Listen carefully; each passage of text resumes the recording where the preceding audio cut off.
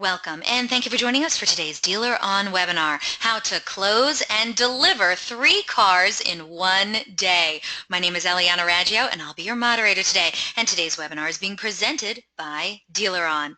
For anyone who isn't familiar with DealerOn, we're an award-winning website development company and digital agency, best known for our amazing SEO, the best customer service, and the highest converting website designs in the industry, including the award-winning Chameleon responsive website platform. We're so committed to lead conversion, optimization, and customer service that DealerOn is still the only company in the industry that offers a money-back lead guarantee program. Does your website company guarantee you a 50% lift or your money back? Maybe you should check us out at our gorgeous brand new DealerOn website at DealerOn.com. Hey, also, I gotta let you know, DealerOn is going to be hosting another amazing Top Golf event. This time, it's going to be in Scottsdale, Arizona next week on December 7th. Yes, it's Google, it's golf, and it's cocktails. That, my friends, is a recipe for awesomeness. Space is limited, however, so if you'd like more information on this amazing event, please check out tinyurl.com/ScottsdaleTG. Oh, and I should mention, all of this awesomeness is free. We hope to see you there. Yes, and we are going to be exhibiting and presenting at NADA 100 in January in New Orleans. It's going to be at booth 1161. Please stop by. With the best booth around. You do not want to miss it. We might even have the bar open again this year. So stop by booth 1161. Looking forward to seeing you there. We have a great show in store for you today. We're very pleased to have Mike Davenport as our presenter today. Mike, the Louisville Chevy Dude Davenport, is a self-proclaimed Chevy enthusiast. Not only is he the leading salesman for Bachman Chevrolet, he's also a top performer of new Chevrolet sales in the country and one of the 40 highest-rated salesmen on DealerRater.com. A 15-year veteran in the auto industry, he's held numerous dealership management positions such as sales, F&I, new car manager, used car manager, and GSM. However, Mike's meteoric rise in sales didn't start until 2010, when he bravely decided to leave the management sector of the car business to start from scratch as a salesperson in a new town at a new dealership where he could focus his branding efforts on himself and provide an excellent example for other salespeople. He owns several domain names, maintains a very successful YouTube channel with over millions of views, runs very aggressive social media campaigns, and his social media presence proves he's a leader in the industry for other sales professionals and managers. Mike Davenport is the epitome of a rock star salesperson, a very active member of the automotive community, and he can be reached at mike@chevydude.com. Now, during the presentation, if you have any questions, please use the question feature located on the corner of your screen to submit them.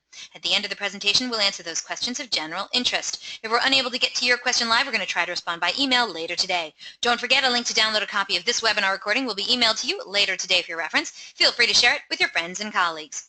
Oh, and guess what?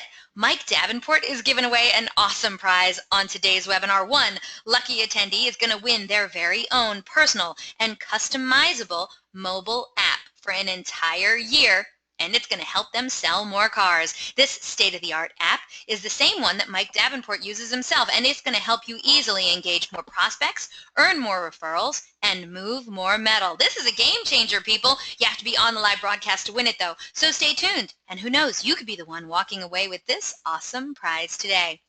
Also, at the conclusion of this webinar, you're going to get a very short survey. It's only 3 questions, so please fill it out because we're always looking for quality feedback from our audience, and we want to hear what you have to say.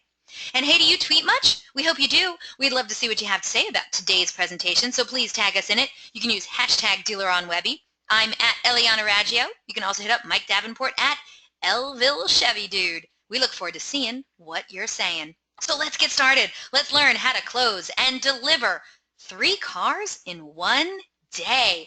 Mike Davenport, when you told me that this is what you were going to be talking about on this presentation, I was like, I didn't even know that was possible. I thought that was like maybe once in a year somebody gets to, close and deliver 3 cars in 1 day. That doesn't happen that often.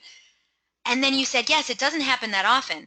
But for you, it happens more often than you think. And so I'm so glad. This is a great topic. Thank you so much for doing this. You're welcome. I'm a little nervous by doing it because it's a tough topic and it doesn't happen very much, and I want to give as much information as I can on what I think that helps me achieve that. So I think it's a tough topic to to sit there and talk about and say, hey, how to sell 3 cars a day, because when I was posting stuff about it, someone's like, oh yeah, I'd love to sell 70 or 80 cars a month, and it's not what I'm, it's not what I was talking about. I'm not talking I do it every single day, but it's, that's what people want to think, and but I think it's a tough topic. I had some trouble putting my slide deck together just because I want to convey the message and do it correctly.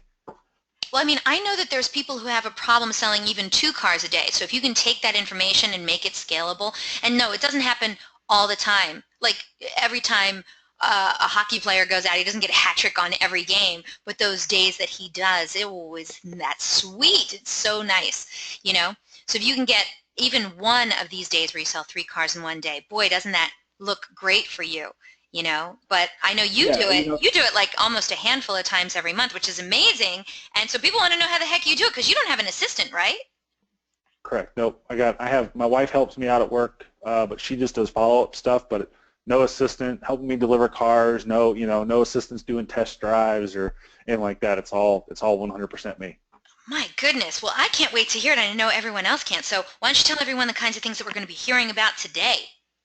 All right, so I'm gonna kind of get into the logistics of it quite a bit, and because I'm a logistics guy and I like to, I'm kind of pretty analytical person when it comes to this. So I'm gonna talk about the objectives. I'm gonna go over these couple things. I'm gonna go over the 3 keys to set yourself up so that you can deliver multiple hat tricks per month. So some of the things that I do, kind of like pre-planning and stuff like that, and I use the word pre-planning because I was a firefighter for so long, and when a new building or a new house subdivision goes up or something to that effect, a commercial structure, us as a fire department, we would always go out and walk through these structures and look how they're being built and stuff like that, and that was called pre-planning. So I have it instilled into me because of all that structure in the past, that I want to set myself up for future success. In the fire department, we want to walk in and not kill ourselves and have a building collapse and stuff like that. If you're building a 3-story building and they're doing wood frame construction, we want to know, how it's built, how those rafters are put together and stuff like that. So my other objective is I want to help you get more sales per month. Just like Eliana just said, if you're not doing any hat tricks per month, I'm not saying that this is going to turn you around and you're going to do 4 hat tricks a month and you can start working 3 weeks a year, 3 weeks a month, put your feet up on the desk and just expect it to happen. If that was that easy, I'd be selling you stuff. I wouldn't be teaching you stuff, because I would be making millions and millions and millions of dollars to teach you how to do this. And with all the information that I want to give you, we're going to guide you to be a rock star in 2017. The last couple years that I've been talking and showing salespeople stuff, and and it comes back to when I was doing things on my own. I had no resources, don't know anybody in the car business, and I used to tell people I don't know anybody outside my dealership in the car business, which I can't say that anymore. I know tons and tons and tons of people. But I didn't know anybody in the car business. I didn't know. I was focused on me. I've always been focused on me and my family and stuff like that. But the fact of it is that now I'm helping other people, and it's great because now they have a resource to come to and say, Mike, how do you do this? And this is what's great about me, is I've made all the mistakes, and now I'm showing people how to do it. So this is kind of how I can help you and guide you to have just a Rockstar 17. We're going to do our giveaway, and then it's always an hour long. I love it. It's always an hour long. Do questions and answers after the fact. I have no real schedule today. I'm not going into the work. I'm actually traveling after I get done with the webinar. So so we're going to do a question and answer show, and I got our session, and I got all sorts of time. So a sales trainer posted this question, and a lot of people probably saw this question earlier this week, and it was a phenomenal question. I love the way this posted, and in just like 20 minutes, man, there's like 100 people just commenting on this post. So that's why I said probably a lot of people saw it. But this sales trainer posted, the car business has been so good to me and so many of you, but I see salespeople and managers leaving the automotive industry every day for different professions. What's the main reason why? And I agree with his first sentence, that it's good to me and it's good to many of us out there. But he asked the question is, why do you think people are leaving? And my comment and my statement on that is the commitment factor. People weren't committing people weren't wanting to do the work that it takes to take in the car business. The car business is not an easy task. The car business is a big risk to go into and commit to it, and it's a big reward. You know, I know a high school dropout. I know a high school dropout making $300,000 a year in the car business. What? Show me somebody in the country that's a high school dropout making 300K. There's industries out there that's doing it, but I know somebody who's doing it, and it's amazing. So I've shown this picture before. It happens that this is December, and you got a poinsettia on the thing. We got a Black Friday sale tag in the back, so it really sets into place this time of year. But you know, this is what's happening in dealerships every day, all across the country. There is 11 people here. The second guy on the right is no longer with us. He vanished a long time ago. The guy sitting back there on his phone is still with us. He's probably doing that right now at the dealership because that's all he does during the day. There's a couple people that's not with our company there anymore. The two people in the background sitting, they're not there. They're not with the company anymore. And you know, the other guys are still sitting there, and they still do the same thing, and they still bitch about how many sales they get. There's one guy in this group, and I've posted it on my Facebook. There's one guy in this group right here. His net paycheck for the first part of November, on November 20th, when he got his paycheck, he got $86. That was his net paycheck for November 1st to November 15th, $86. There's people at McDonald's working part-time that made more than $86. Why are you in the car business? Why are you even doing anything in the car business? And this is my level of commitment that I was saying, and this is why people move on from the car business, is because they want to do this stuff. They don't know the proper way of getting into the business, doing the hard work, and getting things done. And this is where we're going to run into how to get the 3 keys to success to make it successful in the car business, and then also to deliver hat tricks throughout the process of your month. Every single month, I do about 4 or 5 hat tricks a month. And the reason I know that, I would typically not pay attention to that, and I don't keep that stat with me, but the reason I know that is because we get a $100 bonus inside the dealership for selling a hat trick. So you better believe I'm getting my $100, and I have to fill out a check request, and it's on our pay sheet every month. So that's the only reason I know that. So I usually have $300 or $400 in bonuses just for selling hat tricks. So the 3 keys to the success, I kind of mentioned one of them already, and that's commitment. The second one is training, and the third one is engagement. These 3 are absolutely brutal to your success in the car business, and also it's going to help with these 3 keys. It's going to help you get to doing those hat tricks. And let's say you've never delivered a hat trick. I know I have a lot of new salespeople that follow me and whatnot. I know there's some people on here who are new in the business, and you probably have never delivered a hat trick, and you don't see a hat trick even in sight anywhere, but you dream about it. You lay down at night and you're like, I really want to hit a hat trick. How can I be like this person over here? Or how can I be like this person? Or how can I be like this person in my dealership that's selling 30 cars a month? How can I do that? These 3 things is what that guy is doing, what that gal is doing. And they're in your dealership, or people you know, they're committed to the dealership, they're committed to training, they're committed to, most of them aren't committed to engagement, but this is my 3rd thing to do. So, training. Oh no. Why is it we have to hold a gun to salespeople's head to get training done? Which just happens to be, this is out of the old Greg Gifford's school of webinars. This is Training Day movie. So Training Day, that was inside a great training. segue. That was awesome. Absolutely. So, you know, we literally have to hold a gun to people's head to do training. I don't understand it. I never have understood it. I've maybe brought up a little bit in the business, a little bit different, but I was sitting there and having to sit there and get people to do training when I was a sales manager, when I was a GSM. Like, guys, do this stuff. My GM training that we have every single month, every manufacturer's got their training. I hate that training. I absolutely hate it. Luckily for me, I have my wife, and my wife does it for me. But I don't learn that way. But my wife knows that, hey, we need to have this done right from the get-go. If my wife needs to help me, which she very rarely helps me with anything other than just talking to a customer and keeping them occupied, and while I'm finishing up another deal.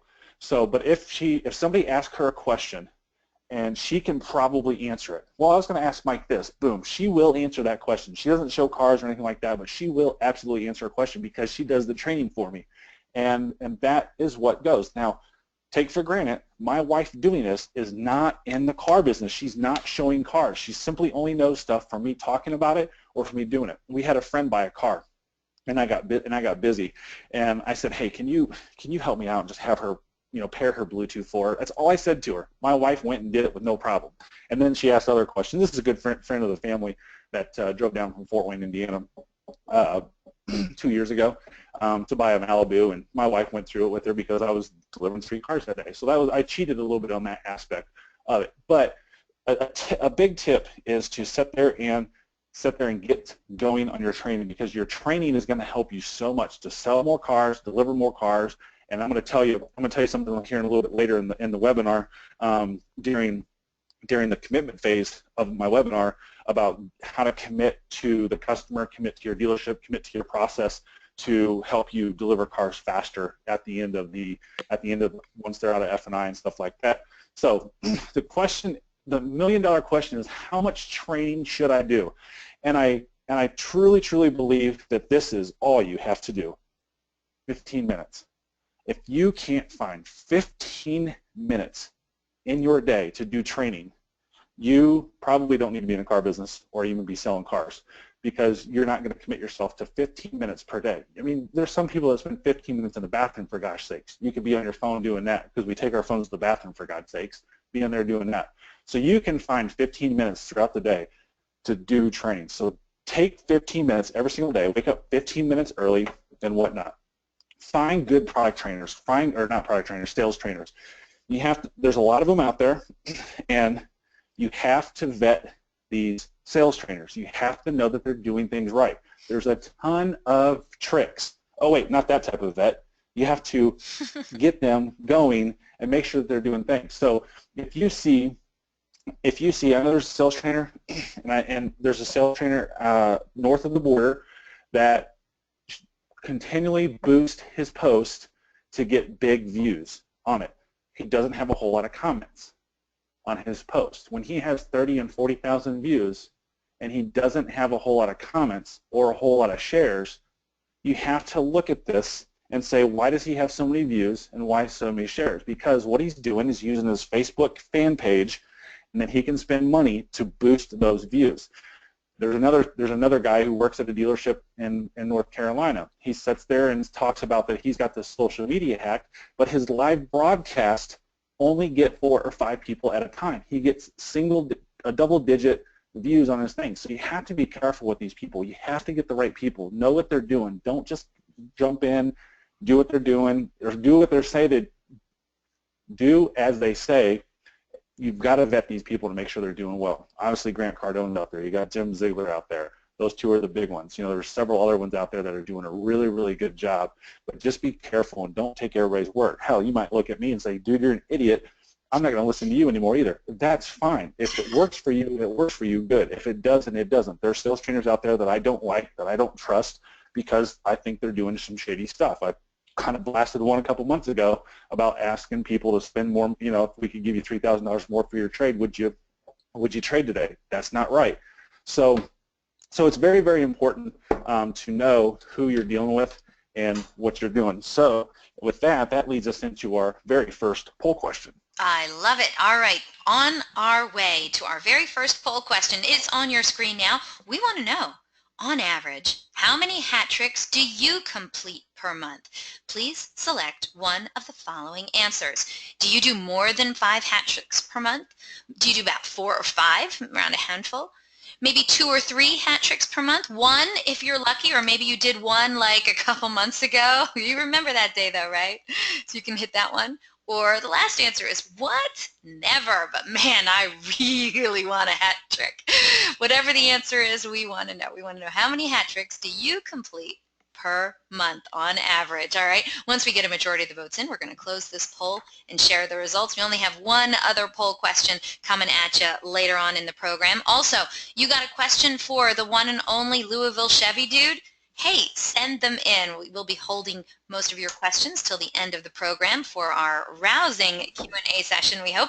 So please get those questions in. You really can ask him anything, and he's been on my show enough times that I know he will answer any question you throw at him. So if you have a question on how he has become this rock star salesperson or anything about salesmanship in a car dealership, I'm telling you, he's the guy to ask, all right? So I'll give you a couple more seconds to answer this question, and then we'll get to all of the results. On average, how many hat tricks do you complete per month?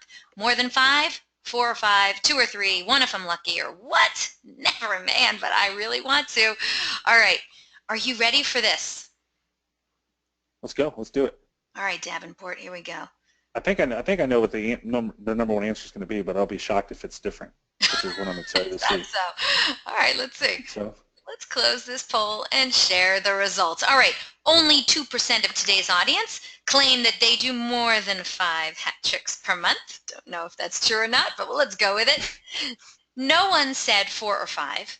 About 15% of today's audience said that they do 2 or 3 hat tricks per month. That's amazing. I love it. 61%, the majority of today's audience, said they do 1 hat trick a month if they're lucky. All right?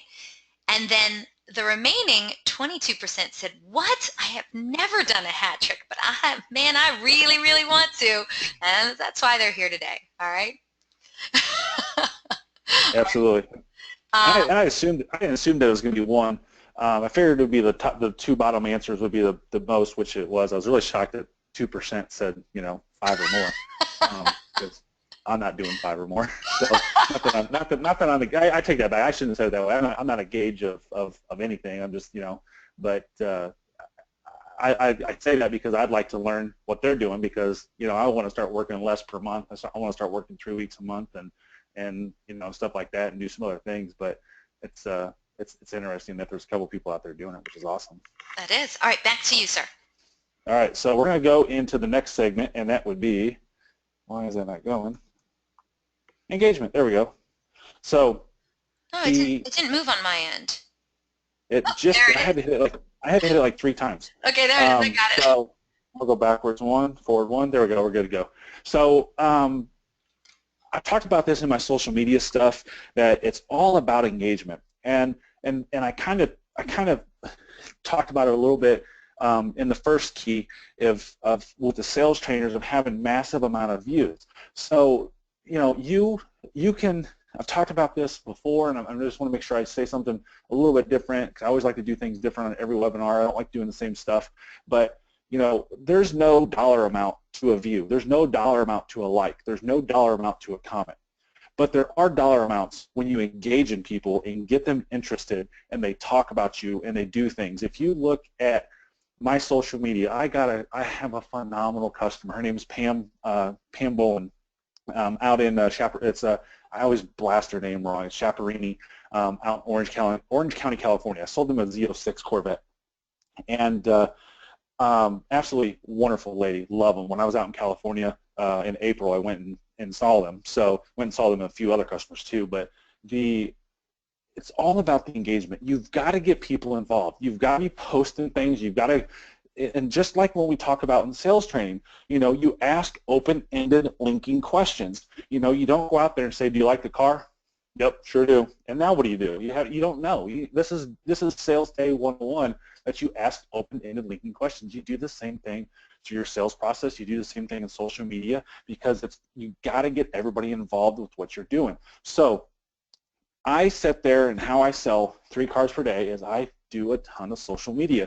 These are the last 4 relevant videos that I've posted on YouTube. So the blink, just so you know, I'm always a full disclosure person. There's 1, 2, 3, 4 videos that I blinked out so you can't see them because those are not private, they're unlisted videos that I've sent a video to, like a customer on Corvette or Camaro or something like that they just want to see the car because they're calling me from Tennessee or Texas or something like that. So there's 1, 2, 3, 4 videos there blinked out. So that's what the white spots are. But these are the last 4 public videos that I've done.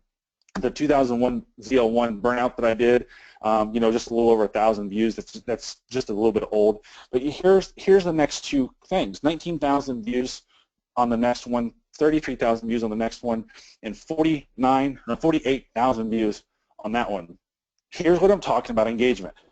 Look how many likes each one has. Look how many comments each one has. Now this is just a base comment. This is not a reply or anything like that. They don't count replies. They count individual unique comments. So on my YouTube video with 48,000 views, I got 306 comments. So that's one thing I'm talking about when you're vetting these salespeople or these sales trainers. If you want to learn from them, I want you to learn from somebody that's going to teach you good habits, that's going to get you involved, that makes you good for your customer, good for your dealership, and most importantly, the number one thing that we're after this about is good for your family and good for yourself.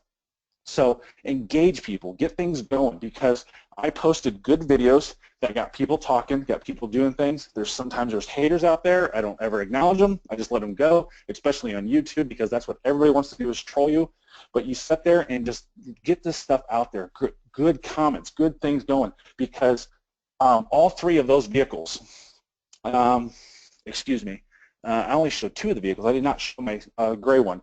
I forgot my gray one because my gray one is right here. So this is a Facebook video that I did. I uploaded this. I did not upload this to YouTube, but 41,000 views, 444 shares, 415 comments, all on Facebook.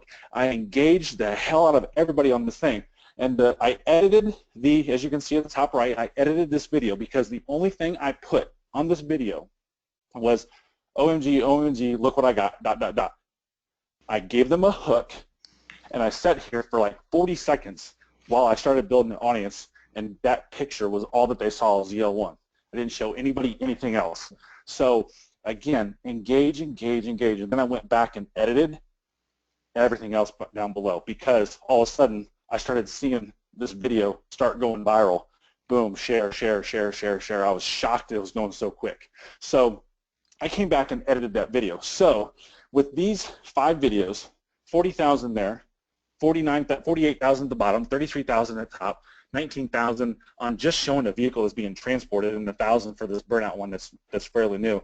You know, and I know this video here, actually here's it is. This video was, somebody asked me to send them the raw video, and they uploaded it on themselves, and there's another 15,000 views there. I also did it for one other person. I can't remember who it was, but I remember that had 30,000 views on it. So these videos right here, and you can do the math and you can correct me if I'm wrong, but there's over 200,000 views on these videos. Every single one of these cars I sold within 24 hours of putting online. The second one from the bottom, the 2017 ZL1 black walkaround, I was on vacation in Las Vegas with my sister-in-law, brother-in-law, wife for her 30th birthday. And I shut social media off for 5 days. I did nothing but Snapchat. The only thing I did was Snapchat. No Twitter, no Facebook. I told my wife I'm not getting involved. I put a post out there like, hey, I'm not dead. I'll be back in 5 days. But you know, everything's fine. Don't come to the dealership, stuff like that. So my wife was on social media, and some of the sales guys she follows, and my receptionist at work and stuff like that, and they posted the black ZL1 was in there, and they had it roped off, and we were joking why they rope it off, blah, blah, blah. But so I came back on Wednesday, and my general sales manager says, man, I can't believe we still have that black ZL1. And I jokingly said, because I had a thought behind my head, and I said, well, I said, Creed, I said, settle down. I've only been here for 20 minutes. Give me a little bit of time, and I'll sell it.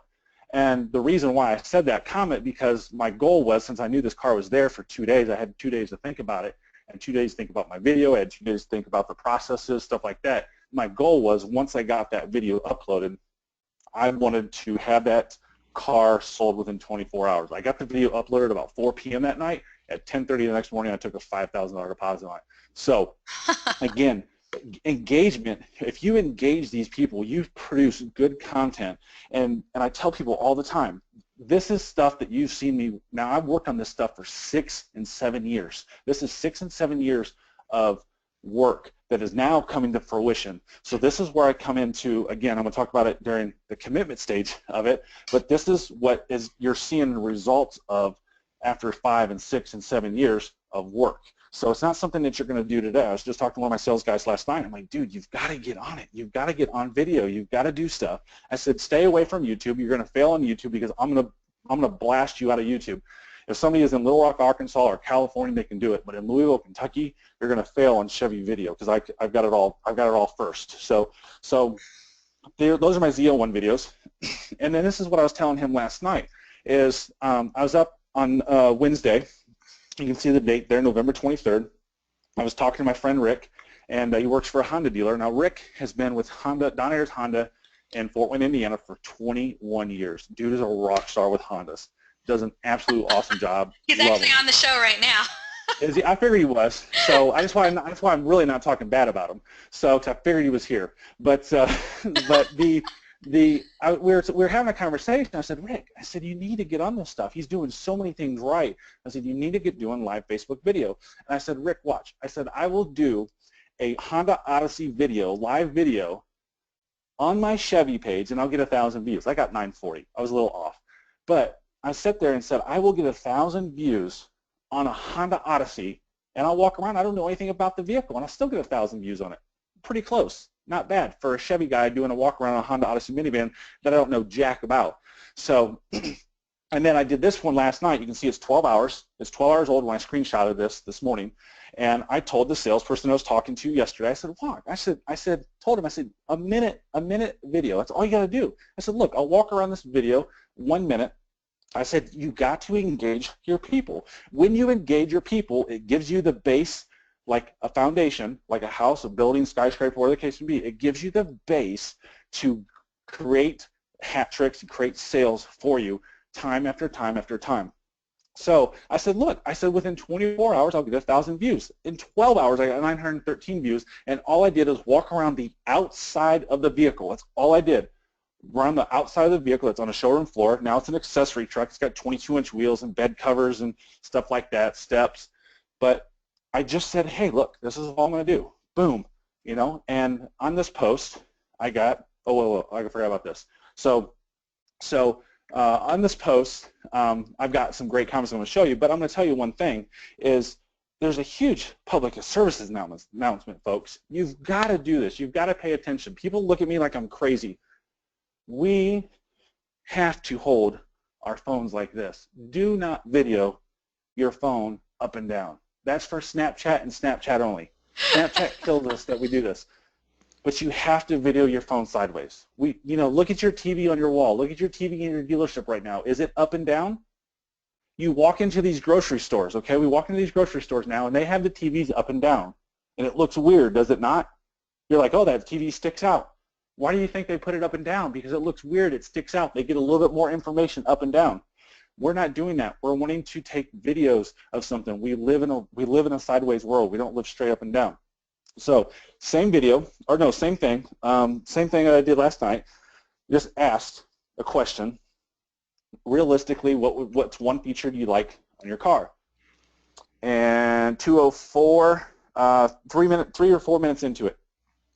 3 or 4 minutes. Oh yeah, 5 minutes. There we go. 5 minutes. 5 minutes into it, a customer of mine says, "Hey, I'd like a sunroof." What do you think I did last night? I called Mike Williams and said, "Hey, bud, what are you driving? You don't have a sunroof in your car? Oh my God, are you kidding me? What do you think I did last night?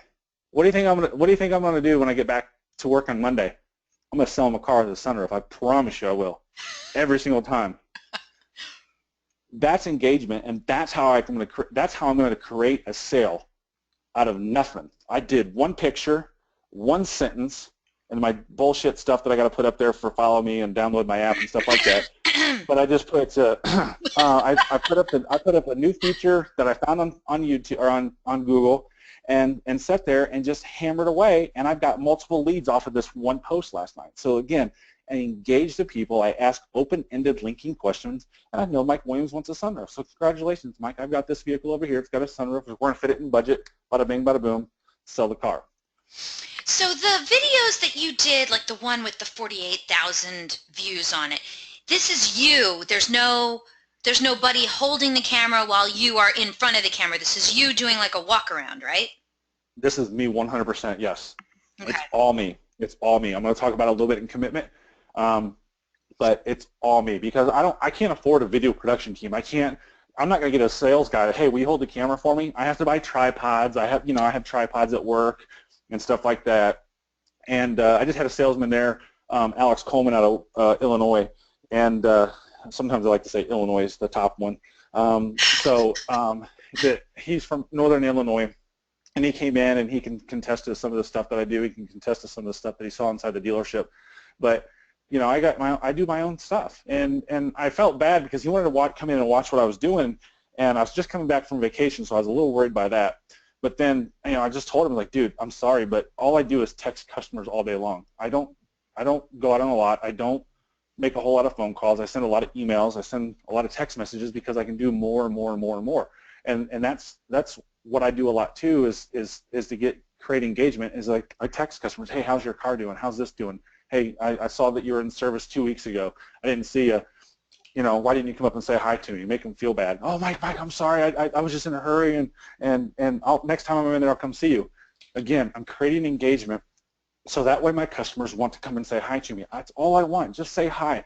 I'm not a salesman that's going to beat a customer up all the time to buy a car. I always let them know, hey, when you're ready, I'll be here for you. I always say that. I had a customer last night, great guy, and we had a good conversation for about 20 minutes, and he's like, man, you guys put me in a 17 truck loaner. I'm driving a 14, and a typical salesman would sit there and start pounding them away. Well, let's do a payment review, and let's do this, let's do that.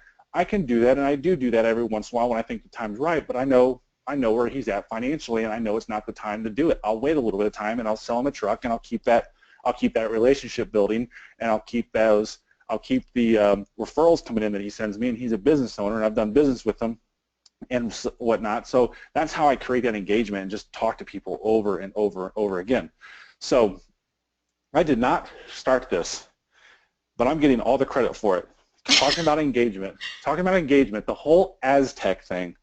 CJ Romig up in Michigan spotted 2 Aztecs on the road, side by side, same color, and that's got to be a phenomenon. I mean, it's just, I can't believe the world didn't end, or somebody, just money started raining from the skies or something. And it was funny. It's like, we all joke in the car business. We all know the Aztec is the ugliest stuff in the world, the ugliest car in the world.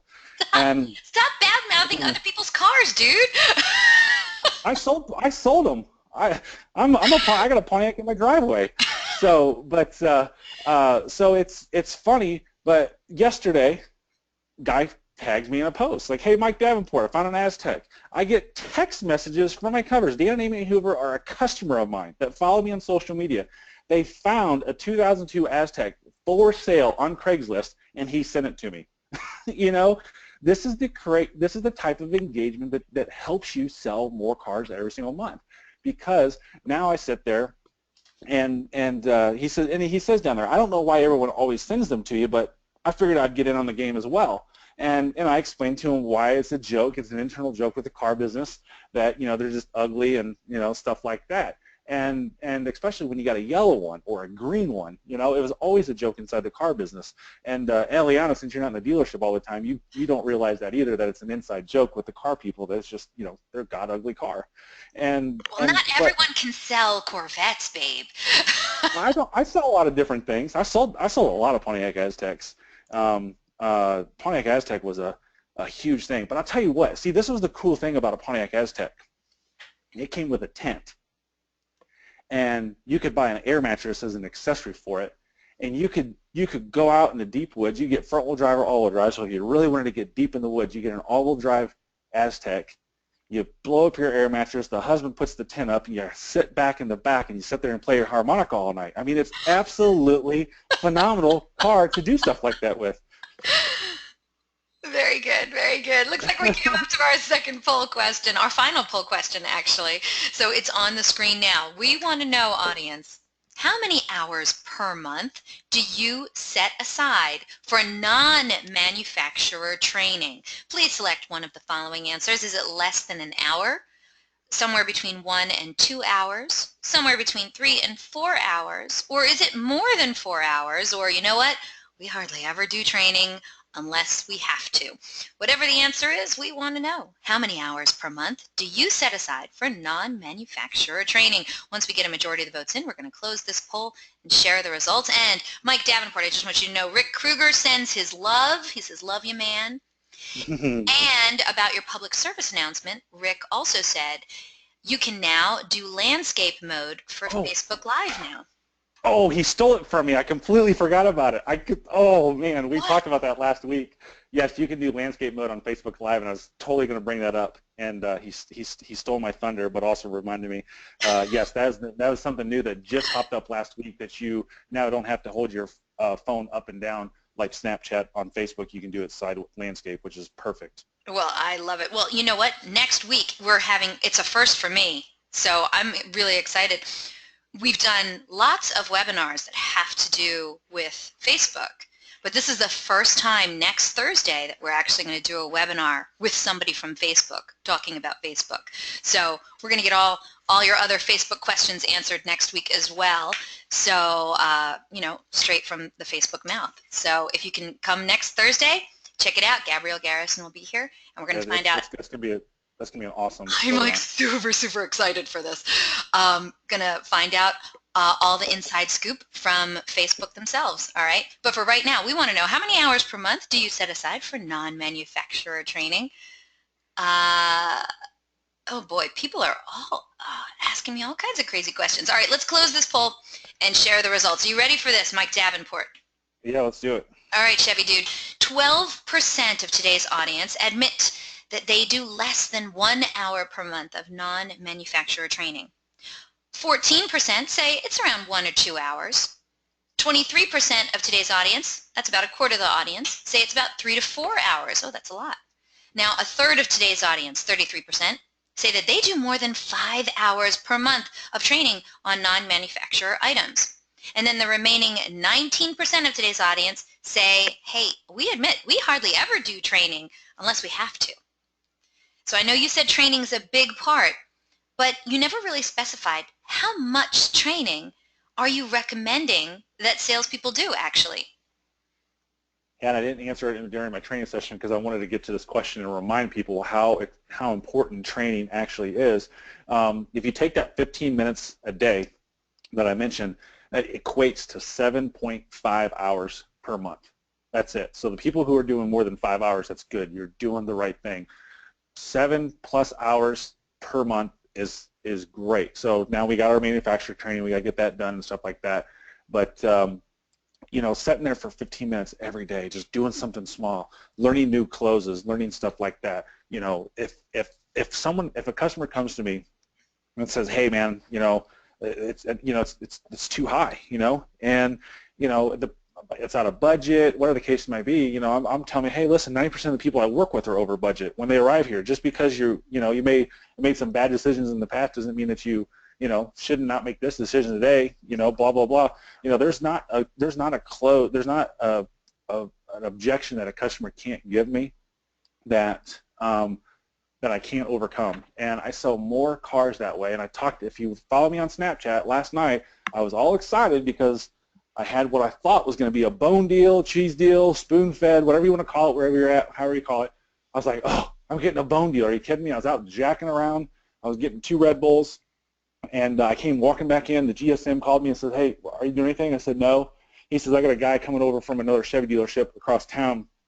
And they called to check on the availability of his truck to make sure the price is right. They want to buy it. I said, oh, sweet, cool. So I run and go get it, take it to the car wash, put it on the showroom floor, and they're there. Boom. As soon as I walk in, as soon as I pull in the car, they're already on the showroom floor. So I'm like, sweet. Then he continues to tell me that he's putting $1,500 down on this $50,000 truck, and he wants to be at a $600 a month car payment. I'm like, oh, real quick, this is not a bone deal. I'm going to have to start putting my selling hat on and selling shoes on real quick. And eventually I got him to $646 a month car payment.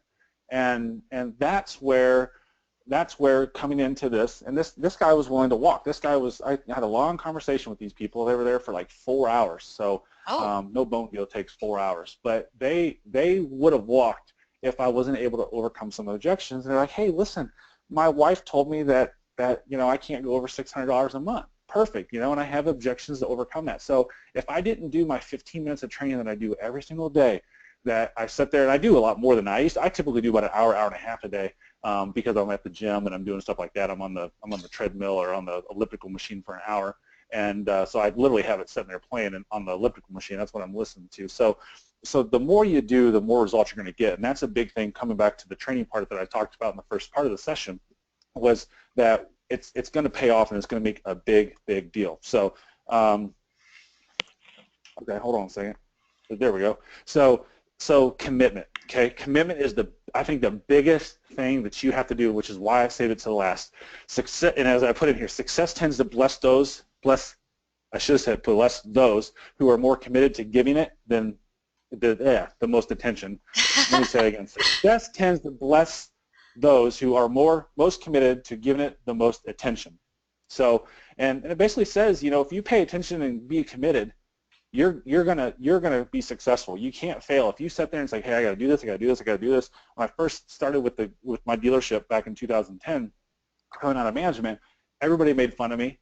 You're always working. You never, you know, do you ever take a day off? You're here ding the dong. You must not love your wife. You must hate your kids. I mean, this is things that were said to my face. Who knows what was said behind my back? Said to my face every day.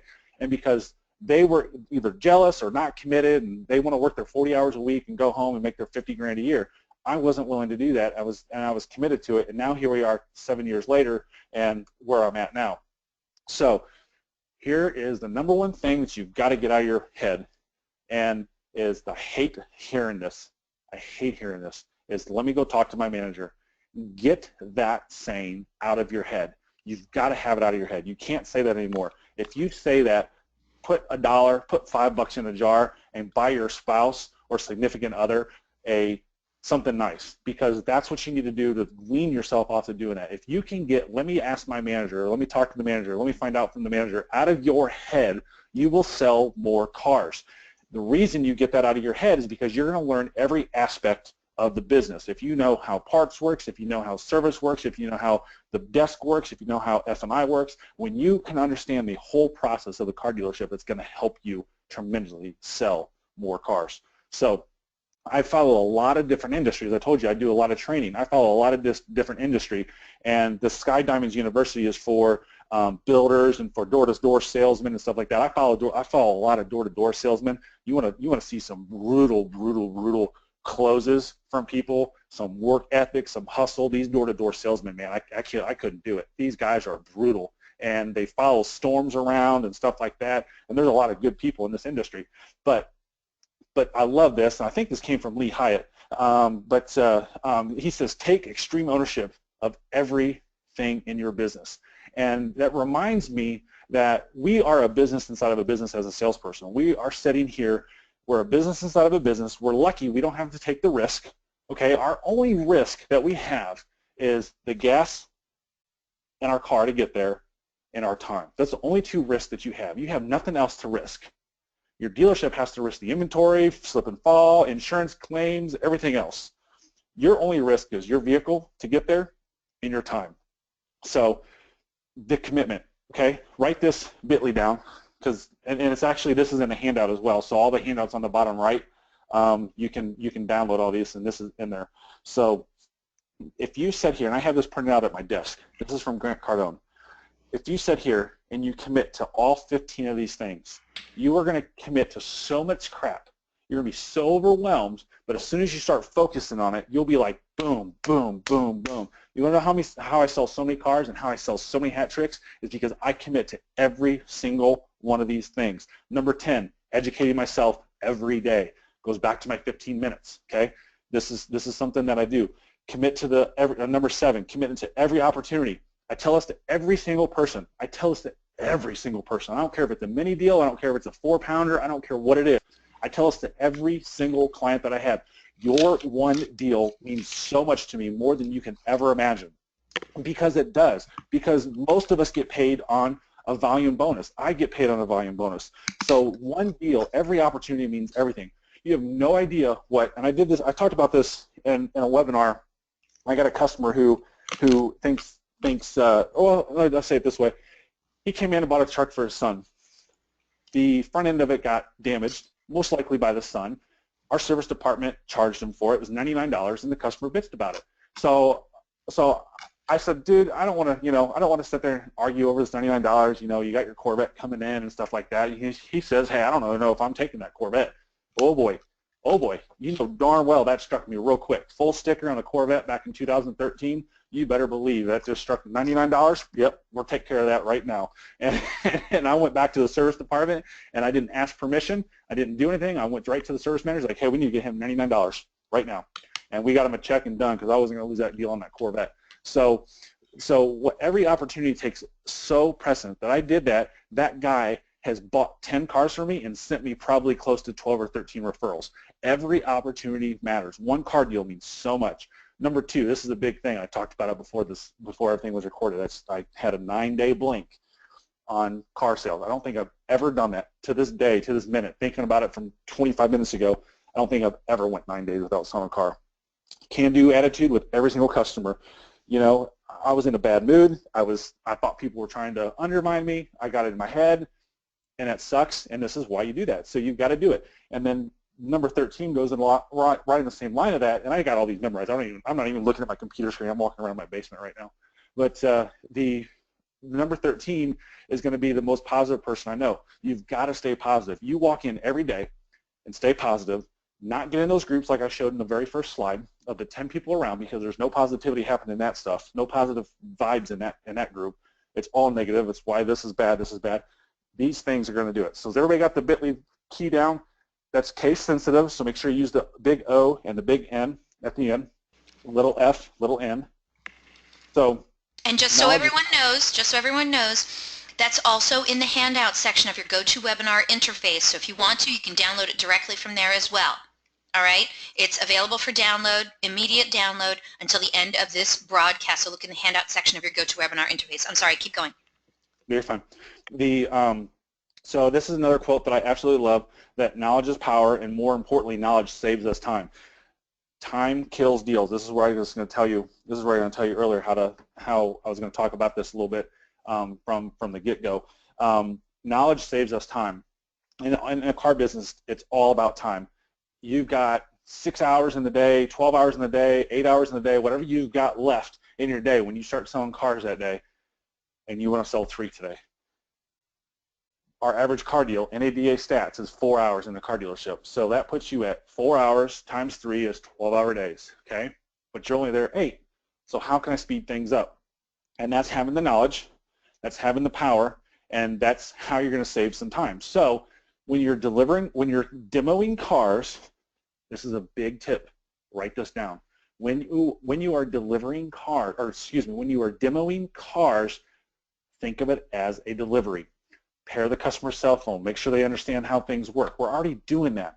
That way, when they get out of the business office, boing, they're gone, man. They're out of here. And next thing you know, you're going to get harassed and ridiculed. Oh, that was a 3C delivery. And Eliana, if you don't know what 3C means, it means see the car, see the door, see you later. 3C delivery.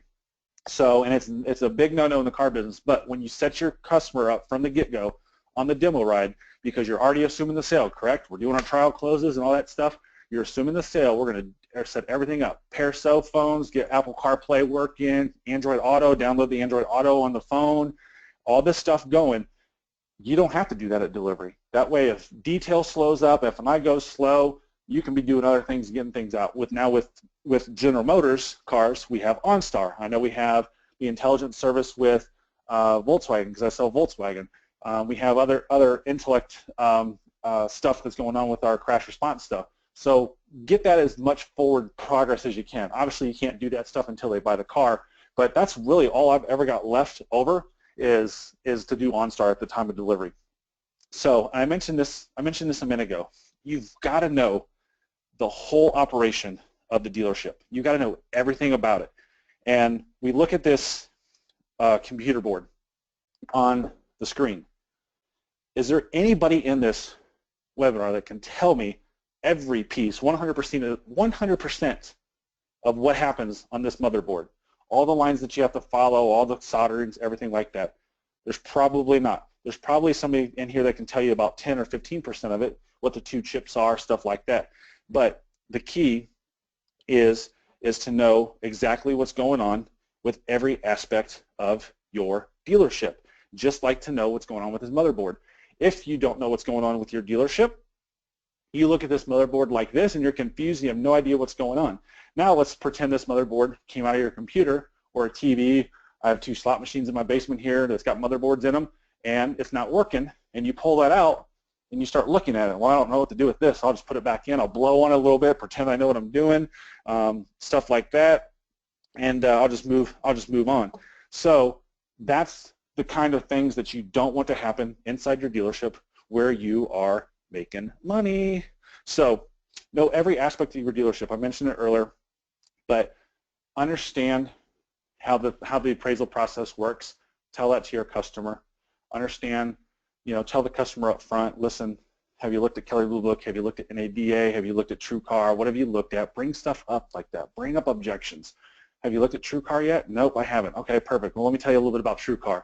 I anticipate that you are going to look at TrueCar. TrueCar gives you the best price on the car, and they share with you what everybody else is paying for a car, and our dealership operates that way to give you the best price up front. You get to price quick on a customer. You give them the price on, you give them a fair price. If you start at sticker, if you're a dealership that starts at MSRP, this is a little bit tougher to do.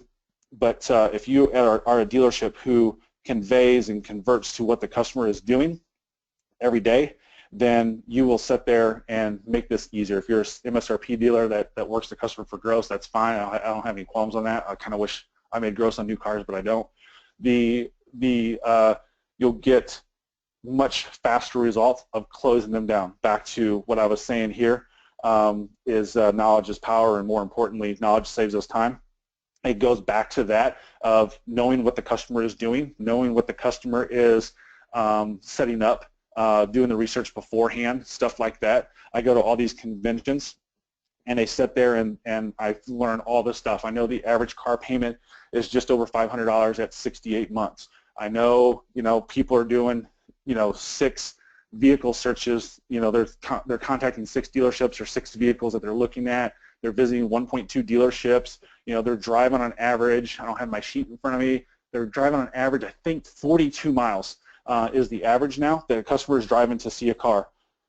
That is up from 5 miles. So the average customer a few years ago was driving 5 miles.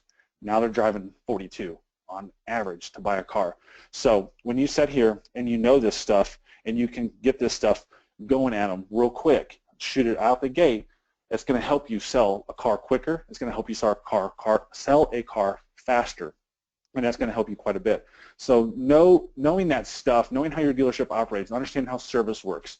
I want my customers to call me for everything. I want my customers to call me. This is what I love about my app too, by the way, because since I have a website, I'm able to set a backup page. I'm able to set a blind page up that's not published on my website, that it sets up a service appointment page, and that's on my app, and my customers sit there and they just fill out an app or fill out their car information, and I just get an email, and that email goes to my wife, and the email goes to my service writer that I use the most, and bada bing, bada boom, they're in for service. So again, creating engagement like I mentioned earlier. So knowing how service works, knowing how parts works, knowing how F&I works, knowing how the back office works, knowing how the title process works in your dealership, know everything, because the more you know, the faster everything's going to get done. Come up with a game plan that's going to help your deliveries, speed up your deliveries, and don't listen to other people. If it works for you, then it's the right way. Just because I do something one way doesn't mean that that's the right way for you. You may work methodically different. You may be wired different, that you can't comprehend what I say or what I do, which is fine. There's nothing wrong with that. But you have to sit there and do something that helps yourself come up with the delivery process. Like I said, when I sell a car, I'm demoing a car. I'm setting their Bluetooth up from the get-go. I'm downloading apps I need to download. I'm doing things through the process. If I'm waiting on delivery with OnStar, they get an OnStar email, and they can set up their username and password for Wi-Fi. They can set up their PIN code. They can set up their username account. They can download the app that we need for My Chevrolet, all that stuff. And that's going to be huge for you. Well, how much can you speed up that process? If the average, close on a car is 4 hours, you said. Well, how quick do you have it down to now? Well, if I'm working with a referral or a repeat customer, or somebody who has contacted me over the internet through my resources, Facebook, YouTube, Twitter, stuff like that, I actually try not to get them. I actually try not to set an appointment. I was thinking about saying this or not thinking about this because it goes against what everybody teaches you. I actually prefer to work a deal over the phone than work a deal in front of me. If I can sit there and work 5 and 6 and 7 and 8 car deals over the phone, and it maybe take 3 days where I have a customer for me for 4 hours to work out a car deal because I'm working so many deals. I would rather do that than work a customer in front of me, because when I have a customer in front of me, I know that it's done. I can get credit app over the phone because we use dealer centric, so I can just say, hey, go to our website, fill out a credit app, bada bing, bada boom, it's done. So I can get everything done prior to the customer getting in here, so that's a way to speed up the process too, so that way you can get them out of there. I just had a customer wreck their car. I saw it on Facebook, and you better believe I engaged them. Oh my gosh, I can't believe everything. Make sure you take it to my body shop so that way they can fix it. If for some reason it's totaled, I'm here for you. That's all I said. Don't have to sit there and do anything. Drunk driver hit him at night while the car was parked on the side of the road. Nobody was in the car. Everybody was safe. She had already mentioned that in the Facebook post, so I was able to say what I said. So now she's calling me, and her husband is saying, well, I got a better deal on my Hyundai by going outside of Louisville, so I think you should go outside of Louisville as well. So they were going to go to Cincinnati, Ohio, 2-hour drive northeast of us, and they had contacted the dealership up there, and because of our incentives that we have and the bonus tags that we have for Chevrolet, I was not able to compete with that price that the dealership in Cincinnati was doing. I lost $23 on this car deal, or 32. Excuse me, it was $32. We lost $32 on this car deal, and I was $900 and some odd higher price than the dealership in Cincinnati, Ohio. And this is what I told them. I said, listen, you got a 2-hour drive there, 2-hour drive back. The average time in the dealership is 4 hours long.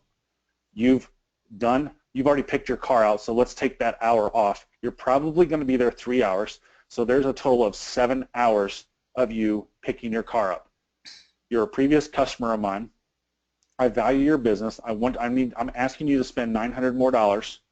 I'll have you in and out of the dealership within 45 minutes. Wow. And she said, deal. I was like, what? Are you kidding me? I almost said that. Are you kidding me? I wanted to text that back. Are you kidding me? You're going to buy it? Because I was at the last straw of trying to close this deal through text message, and for her to buy for me and spend $900 more, I'm extremely honored, and I don't take that for granted, because it's a big deal to spend $900 of your hard-earned money to do business and stay loyal to somebody. I'll never forget that. But the fact of it is that I gave her an out of the time to save her money, or save her a whole lot of time. She was happy with it. And I also told her that, hey, listen, you buy a car from that company up there, I don't have this resource for you, I don't have this resource for you, I don't have this resource for you, and you never really contacted me over the last year that you've owned your car, but if you have a problem, I can't really help you when you buy from another dealership. I did say that throughout the sales process, but that's the value of doing business with me, and that's the value-added proposition that you have is, hey, this is what I am. And that's a way to sell more cars, sell them quicker. But working stuff through text message, working stuff through Facebook Messenger, I have Facebook Messenger all day long. If I'm sitting there doing stuff like that, that's going to help speed up the process of your car deal and get people in and out, maybe 2 hours, maybe an hour, just depending on your process. But if I've got a customer coming in and we've agreed to numbers, now I've got the car detailed already. It's on the showroom floor for my dealership.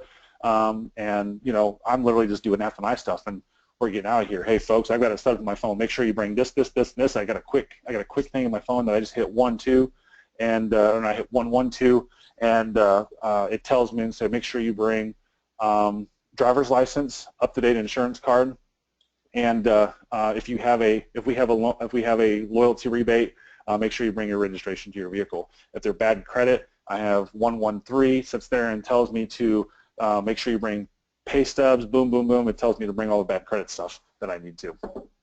So that's how you can sit there and get somebody out of the dealership a little bit quicker. Okay. Work it over the phone. All right. Well, just so you know, we're already a few minutes past 1 o'clock. We haven't even gotten to the giveaway and stuff, and I know you still have more stuff to get to. So let's. No. I was kind of ending it there. So I was at suggested resources. Yeah. I got these webinars timed out perfect. Okay.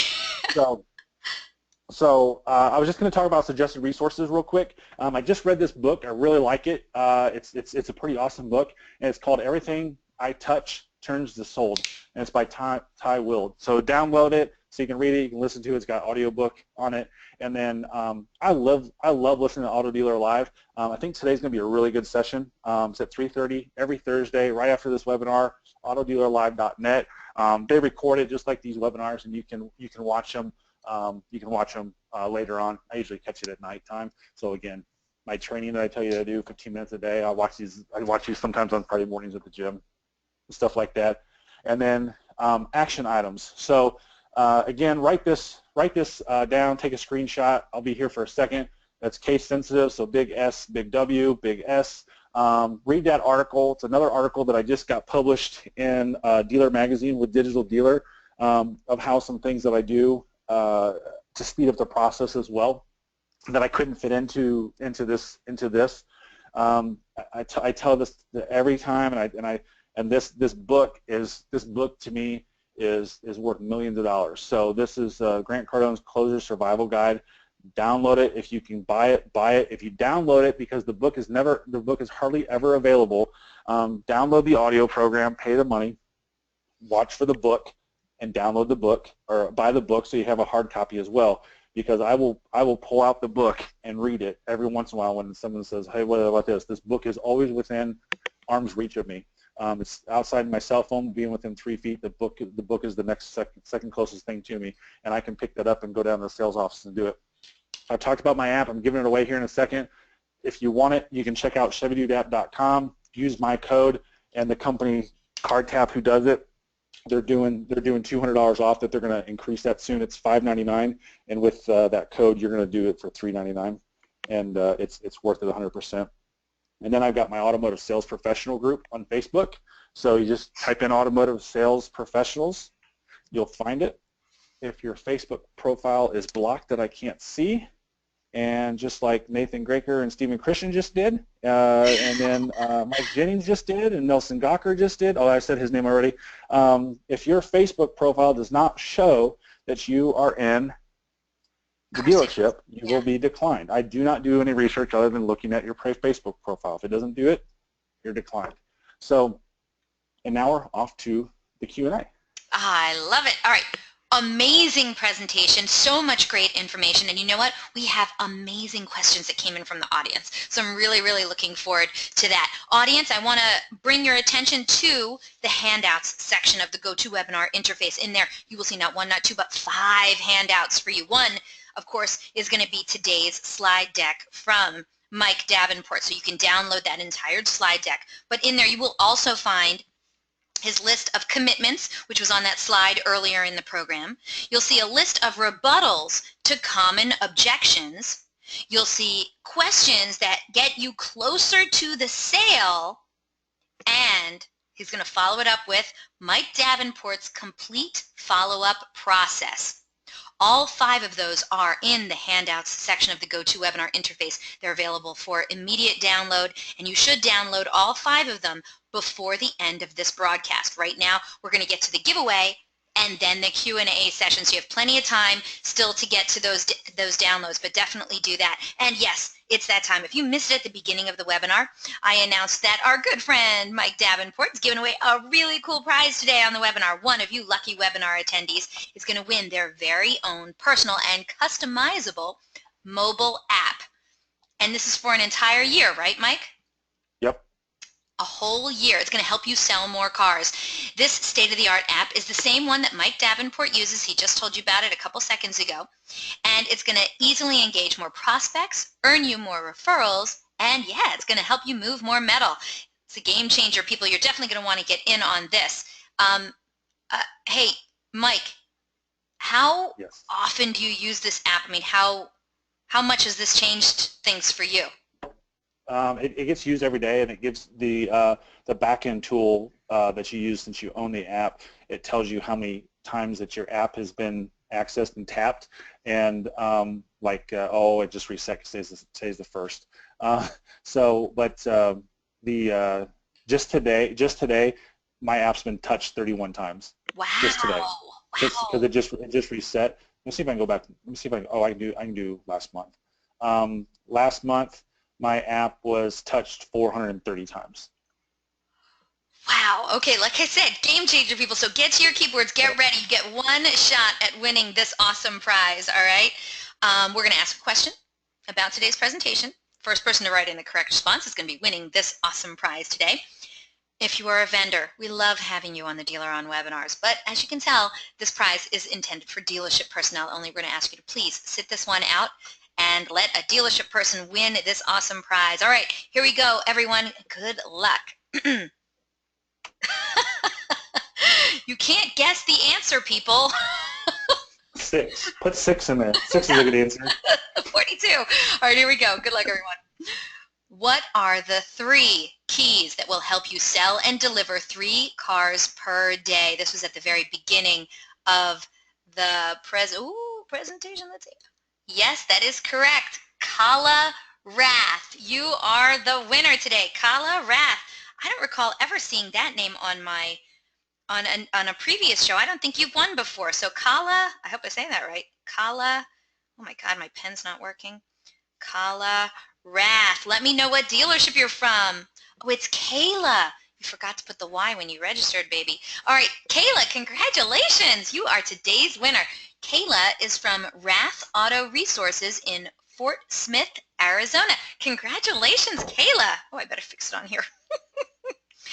Kayla, congratulations. You are today's winner on a DealerOn webinar. You just won an awesome prize. You're going to be Mike. How's this going to work? Is she going to contact you? Contact her? No, I'm gonna have my contact Dana call her. And so if you see a Seattle, Washington phone number call you, that's my friend Dana, who's going to get everything set up for you. I love it. Kayla, look out for that. Congratulations to you, Kayla. Thank you, everyone, so much for playing along today. It's okay. We only had one prize today, but you know what? We give away cool prizes every week, so come on back to another DealerOn webinar, and who knows, that could be the day you win a cool prize on a DealerOn webinar. But for right now, Kayla Rath is our winner, so congratulations to you. And of course, we got to thank our good friend Mike Davenport for his incredible generosity. Hey, Mike, let's go forward a couple slides and put on that webcam, and let's get to these questions from the audience. You ready? Which one? The question and answer one, or? No, Which the one? one with your cute That one? little hedgehog. Oh, that one. Yeah, that one. Yeah, that one is kind of cute. Congratulations, Kayla. Kayla's very excited about her app. Good for you, Kayla. Oh, it's gonna be awesome. Why is... I didn't say Arkansas. I said Arkansas. Did I say Arizona? Is that why? Did I say Arizona? Yeah, you said Arizona. Ah, I suck. All right, Arkansas, sorry. What are you doing, pal? I don't know. I think it's your issue. It's not mine. I love how you blame the goddess. Don't blame the goddess. People can see you. All right, you ready? Yep, I'm ready. All right, let's see. First question. Oh, this is interesting. Okay, this one came in from David. He says, what initial correspondence do you send out to a customer who sends in a lead for a GM third-party new car lead, and how does that change between a lead on a specific car or a used car? This one comes in from David. Okay, so I don't get third-party leads because I'm not in the BDC. And for people who maybe not know me, I don't BDC. I'm not commercial sales. Everything I do is my own. I have an assistant, but for follow-up, I don't have any people to help me out. But I can answer that question because if I couldn't answer that question, it would go against everything I just talked about as knowing how everything works in the dealership. So the way my BDC handles third-party leads is we handle them exactly the same as somebody walking in the front door, somebody contacting you on a specific vehicle. We follow up with them the exact same way. We don't deviate from it. Third-party leads, I know people say they suck and stuff like that, but you can be successful with third-party leads. So with the third-party leads, we do exactly the same as what everything else does in our workflow and whatnot. So we sit there and get those going. We get them, follow up with them. We do our typical 90-day follow-up process with them and all that good stuff. I love it. All right, great question. Thank you so much, David. By the way, follow up on your app. Blair wrote in, by the way, the app is awesome. I love mine. I love it. You've got an endorsement. Okay. It's an awesome app. It is an awesome app. All right. We have some awesome questions from the audience, by the way, so let's get to some more as quickly as we can.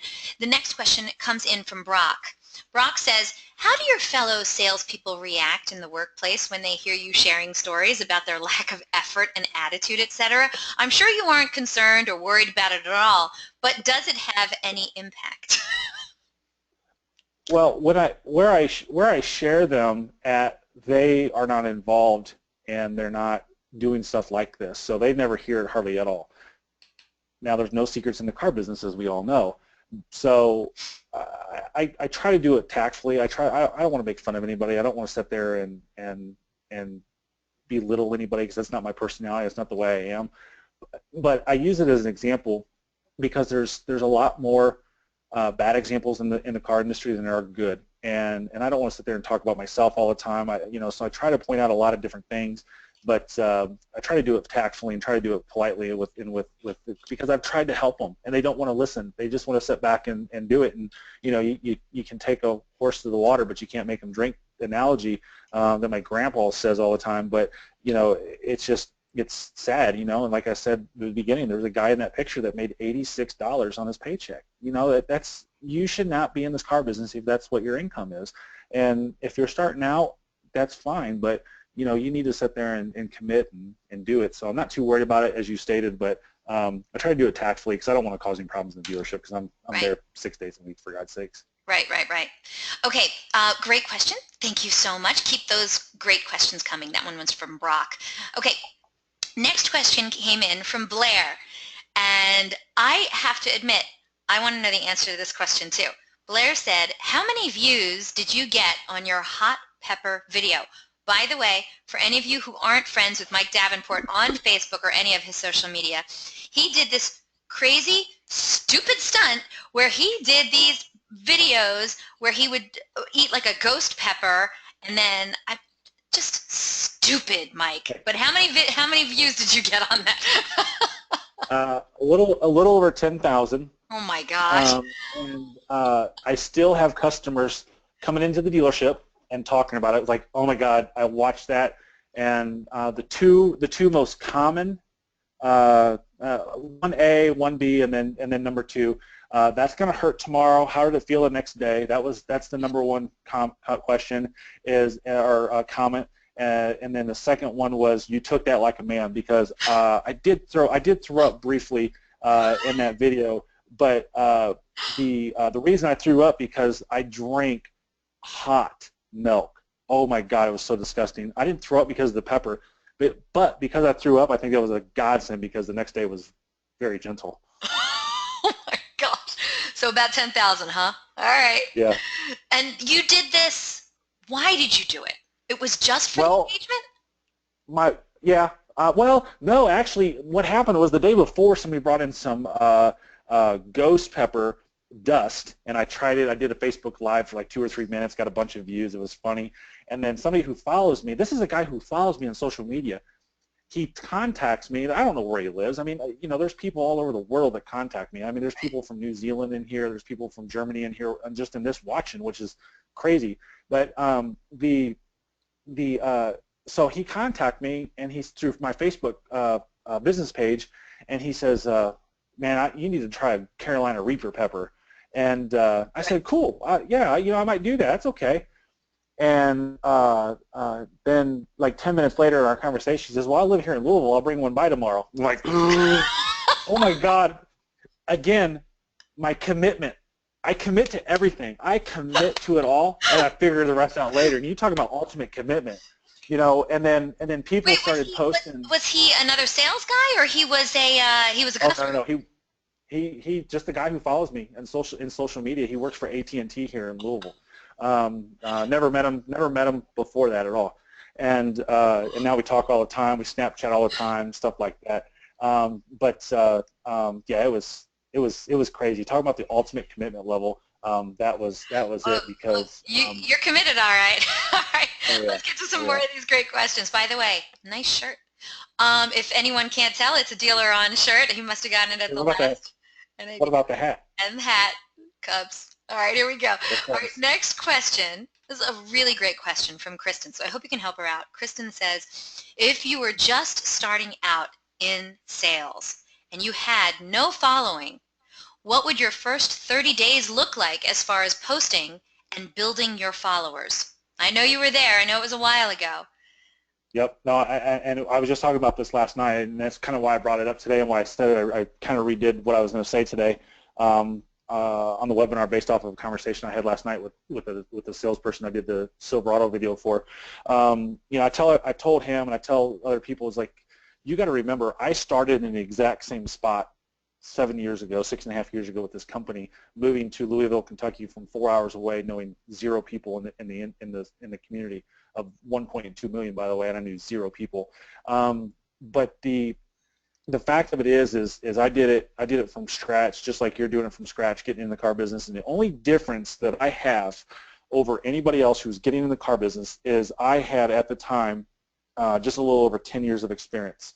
So that's the only thing difference between us, 10 years of experience and you don't have that experience. Mm-hmm. But here's the advantage you have over me is I've done all the screw up things, I've done all the wrong things, I've made the mistakes, and I'm telling you what to do. I'm not telling you the mistakes that I made, but I'm telling you what to do, and that's the huge help. But the key to doing that, to answer your question, is one, you need to post the hell out of everything you possibly can post on. You need to friend everybody you can. If you had, I use this analogy because it happened to me. I got beat up when I was in middle school, and I got shoved into lockers. You know what? I remember that bully like this. I remember him really, really well. I friended him on Facebook, and I sold him a car, and I pounded the hell out of him on gross too. So I got him back. But this is my proof of friend everybody you can on Facebook, because regardless if they're close to you in the community or you kind of knew them but didn't really know them, because everybody wants to put their feelings in, like, oh, I don't want to be a creeper. Well, I tell you what, I'll be a creeper to an extent, but I'll be a creeper and be profitable in selling cars, because I don't want that person that comes into me and they're sitting at the next desk over saying, oh, I went to high school with him. I didn't know you worked here. That's when it comes reality, because it's happened to me, and I haven't happened with social media, which again I was talking about last night. I changed the way I do my Facebook videos and stuff like that, or my YouTube videos. I had a guy come in sitting right next to me. This happened about 3 years ago. Sitting right next to me at the other salesman, says, "Hey, that's the Chevy Dude. I watch him on YouTube." Okay, crap. Why, you know, I didn't think about asking for you. Of course you didn't think about asking for me, because I never told you to. So now in every one of my videos, make sure you ask for me if you're coming into the dealership. Every single video I say it. And so that comes into a big play of my mistakes. So always ask for people to come see you, send people your way, give them your cell phone, stuff like that. So just post. A couple ideas what to post on. You take a fresh trade-in. Post a picture of that fresh trade-in, because it's not on your Facebook, and sit there and ask people, again, engagement, how many miles do you think you have on this 2003 Corvette, 2003 Saturn, 2003 Yugo, whatever it is? You know, ask questions like that. Even if it's a brand new car, you can do that. Hey, I got this 2017 Silverado set on my showroom floor. How many miles do you think are having on it? 6, 7, 8, 100, 200, 300, whatever the case may be. You know, 0. Somebody's going to say 0. I promise you. $1, Bob. That's the question I get all the time. I get that. I get the $1, Bob. Yes, without going over. And you know, and do little itty bitty giveaways. Go to Walmart and buy a $10 gift card. It's $10. It costs you nothing. $10. You spend more than that on bad habits. Go buy a $10 gift card, and put whoever gets closest. You can change it up. Whoever gets closest without going over. A lot of times I say closest, because if the answer is 50 and somebody hit 51 and somebody hit 48, I'm going to give it to the one who has 51, because they were the closest. Mm-hmm. Ties are a hat pull, but they get a free gift card. I don't say they get a free $10 gift card. I specifically say they get a free gift card. The winner gets a Walmart gift card. That's what I always say. The winner gets a Walmart gift card. Get it at a grocery store that's local to you. If you got Publix or Piggly Wiggly, I just like saying Piggly Wiggly. You know, if Piggly Wiggly had a harmonica in his mouth, it'd be awesome. But you know, just do stuff like that. Hey, give a free car wash. Hey, you know, do that. Another one that my friend Steve does up in Wisconsin, or they say they put an R Wisconsin up there, Wisconsin. You know, put some business cards on your desk, slide them like a deck of cards, and take a picture and say, guess how many business cards are in here, you get a free car wash, you know, stuff like that. Very cool. And that'll create more friends. All right, Kristen, wish you the best of luck. As always, his contact information is on the screen, and he is seriously one of the nicest guys in the auto industry, and always looking to help out his fellow salesmen and saleswomen. So don't be afraid to reach out to him and ask him his advice on stuff, all right? All right, next question comes to you, David. Sometimes it comes to you, Mike, from Michael. Okay, and Michael says, I'm new to the car industry. What are your best sources of non-manufacturer training? Best sources are number one is Grant Cardone. The Grant's all over this. He's been doing it for so long. He's focused on car business for a long time. He focuses on stuff like that. There's sales trainers out there that you can listen to. I like to get in these Facebook groups, but I'm telling you, it's all about closing. You got to look at your job as a closer. You're not a sales rep. You're not a leasing consultant, sales consultant. You're not a salesman or saleswoman. You're a closer, and if you take the C off closer, you're a loser.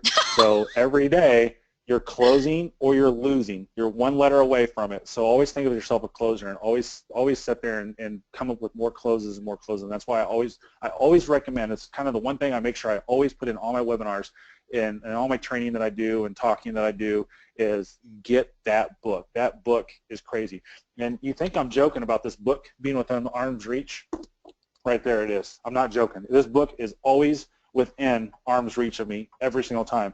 And you look how it's not real Torah because I keep good stuff, but that's all. This whole book is about closing. That's all this book is closing, closing, closing, closing, closing. Somebody comes up to me and says, "Well, I can get the same vehicle down the street for $2,000 less."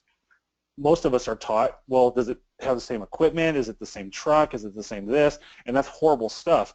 And that's what's taught me in this book is, well, I can get the car down the street for $2,000 cheaper. Excellent. If all the money was the same, which one would you rather own, theirs or mine? They're sitting in front of you. They're talking to you on the phone. Mm-hmm. They're always going to say yours. They're always going to say yours. Well, I would rather buy yours, Mike. Oh, okay, perfect. Well, why is that? Because I like your color. Why is that? Because you're closer to my house. Why is that? Because you're a really nice guy. Why is that? Because I've done business here before. Why is it? Why else? Why else? Why else? Why else? Now, do you see why my car's $2,000? I just need your approval right here. Those are the types of things that sell you more cars. Download those questions, people. All right. Thank you so much. Great question, Michael. All right. Next question comes in from William. He says, Mike, this is a good question. What does your daily schedule consist of since you don't take lot ups? Is this William McCormick asking? It is not William McCormick, but his name is William. Right. Okay. My day, I usually get to the office about 8:30 in the morning, and for the first half hour, number one, when I'm home, I'm doing my training. I'm listening in the car, stuff like that. But so after the training part that I talked about, the first 30 minutes at 8:30 to 9 o'clock, no salespeople are there typically.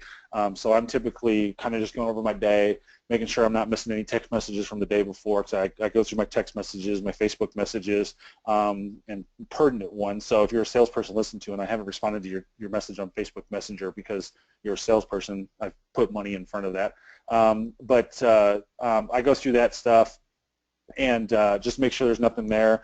Any loose ends, like if a customer emailed me overnight that they want service, stuff like that, I get that stuff set up, and then I just go out through my day. My appointments throughout the day. I leave the store a lot during the day. I go get a Red Bull about 4 o'clock every day if I don't have an appointment or I'm with somebody, or if I know I got somebody coming in at 4 o'clock, I'll leave at 3 and go do it. But if I don't have a customer there, I'm typically not in the building that much, but I walk out in service and check to see if I have customers there. We use a company, and I'm drawing a blank.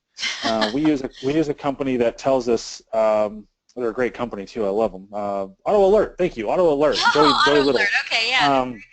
Yeah. So love Auto Alert. They do a great job, and they tell us every day that we have service customers in there. So I kind of watch for them, and I go over and always talk to them and whatnot. Again, it's all about the engagement stuff. So that's what I consistently do on a daily basis. But I always try to be with a customer, or I'm communicating with a customer to get somebody in. But like I said, I had a salesperson from another store in the dealership, and I'm always sitting at my desk. I'm always at my desk unless I'm up doing something. Gotcha. All right, William, thank you for the great question. We do have a follow-up question that came in from Ben. He says, how often do you take fresh ups? Should I be actively positioning myself to take ups, or should I focus more on driving my own traffic? I think you kind of answered it, but once more. Yeah, but he asked a little bit of a twist, and I don't know his experience level. Mm-hmm. If you do not have 11 to 1,200 customers in your base, if you don't have 11, 1,200 people that you can communicate with on a routine basis, then yes, you need to be taking fresh ups and you need to position yourself to take fresh ups. To answer your question, my fresh ups consist of the receptionist, get this, the receptionist, Alex Coleman can tell you this, the receptionist paging available sales, you have a guest in the showroom, available sales, you have a guest in the showroom, because as I showed the picture above, all the salesmen are in a group talking, not doing anything. So that's what I consistently, that's how I take my ups. I'm not on a lot physically taking ups. My ups are sitting there just doing that. But yes, if you don't have 11, 12, 1,300 people in your customer base, you need to be taking fresh ups. So that way you can get to that 11, 12, 1,300 people in your customer base, and you can follow up with them, and that's when you're getting to my level of what I do, and having people communicate with you every single day. And it's completely 100% mine.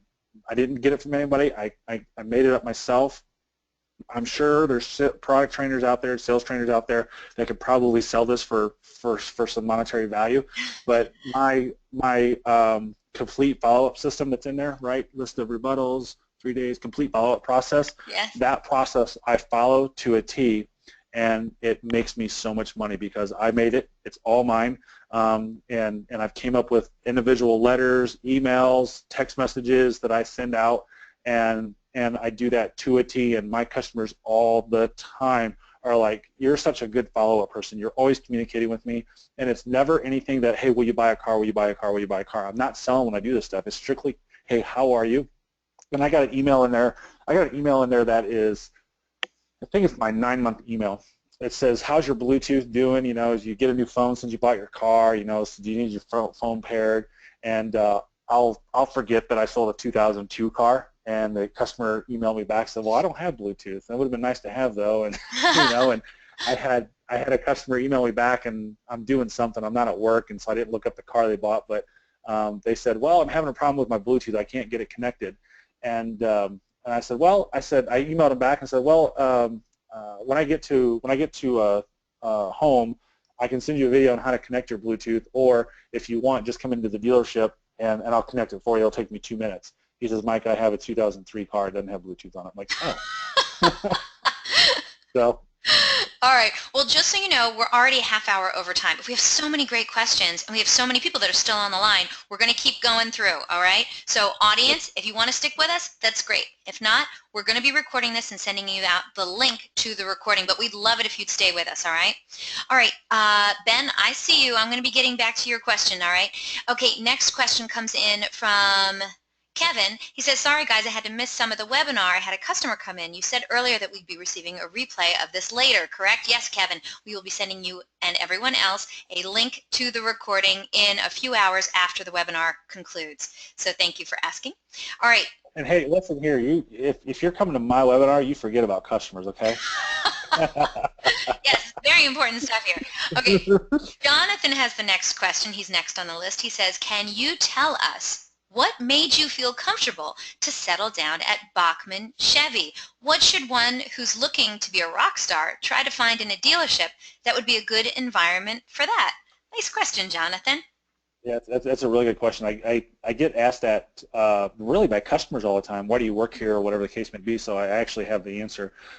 Again, back to my commitment level of knowing everything I possibly can know. It's not to be a know-it-all status. It's just simply that I can be a professional and do it, you know. And I say this analogy all the time too, is if you walk into a doctor and need your gallbladder taken out, and he whips open the book and is like, "Yeah, I can do that," and you put that book down, you're probably not going to have too much confidence in him cutting you open. But so that's the way I look at it, is not to know it all status, just simply be professional and help the customer out. But the reason I work for the automotive group is I looked at a couple different things. I looked at management. In this case, it's family. At the time when I started in 2010, the owner's son was the general sales manager of the Chevy store.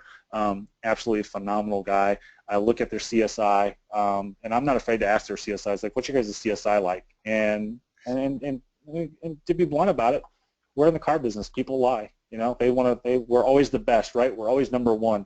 So I'll ask. Let me see it. Can I see your guys' CSI?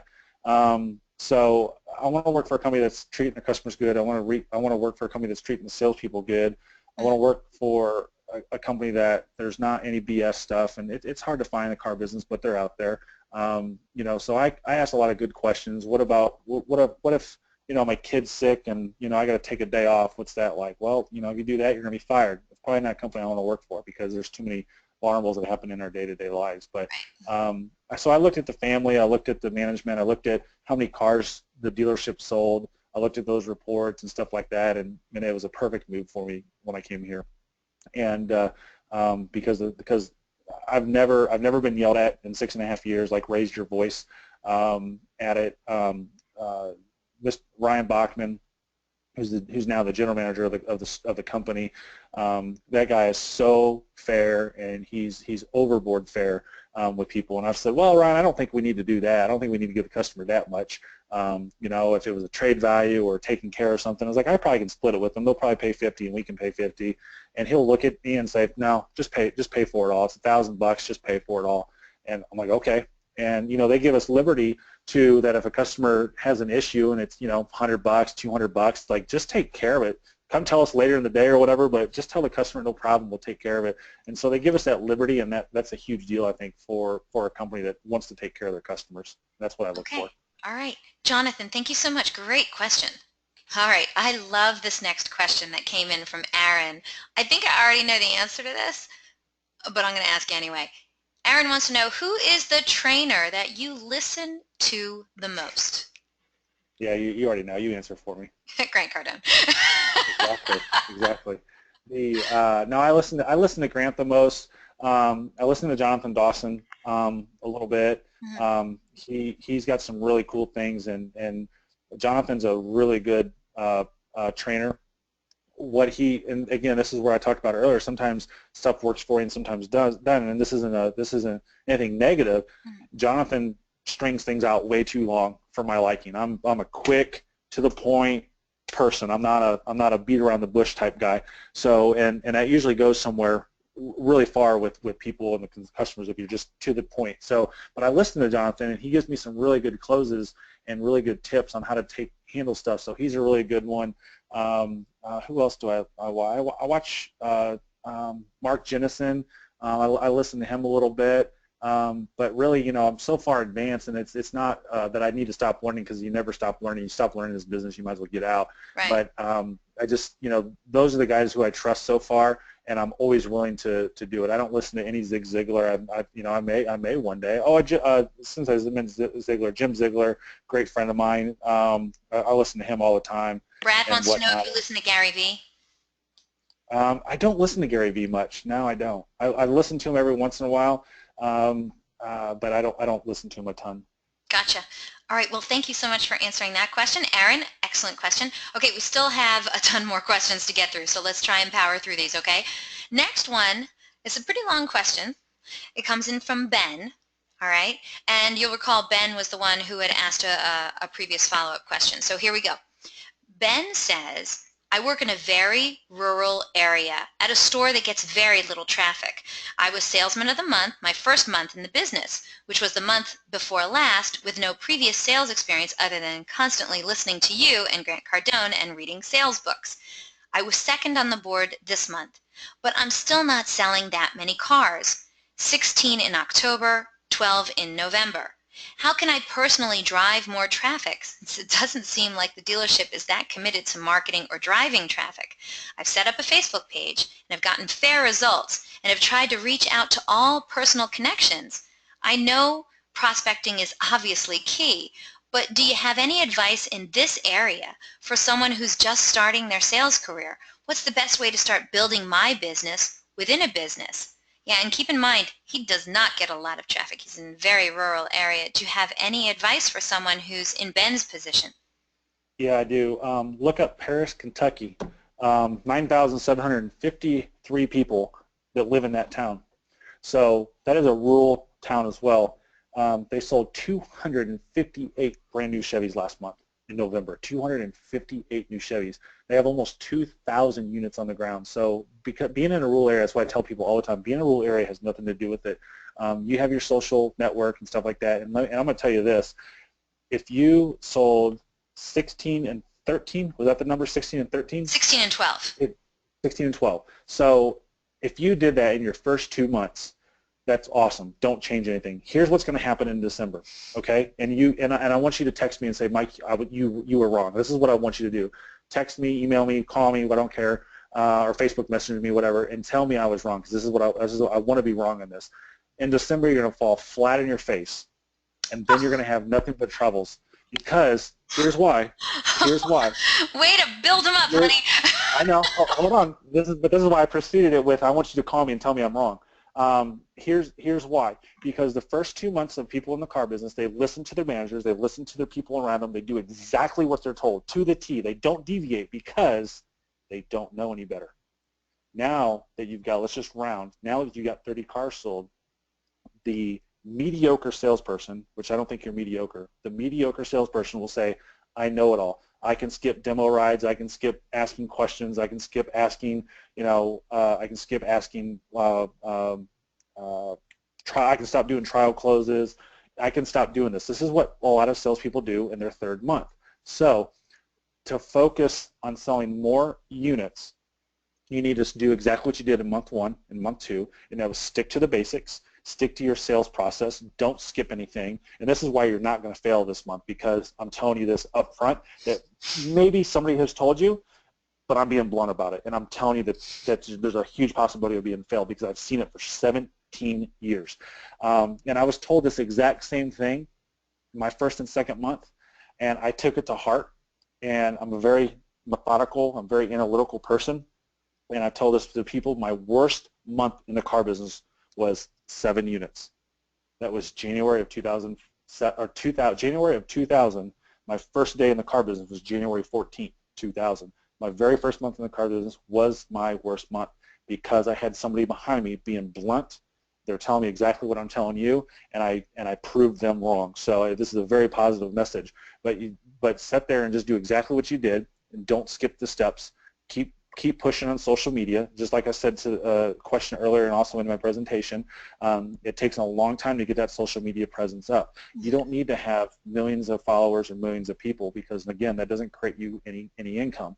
What you need to do is have good quality people that when someone says, hey, I'm thinking about buying a car, who should I go see? And they start tagging you over and over and over and over again.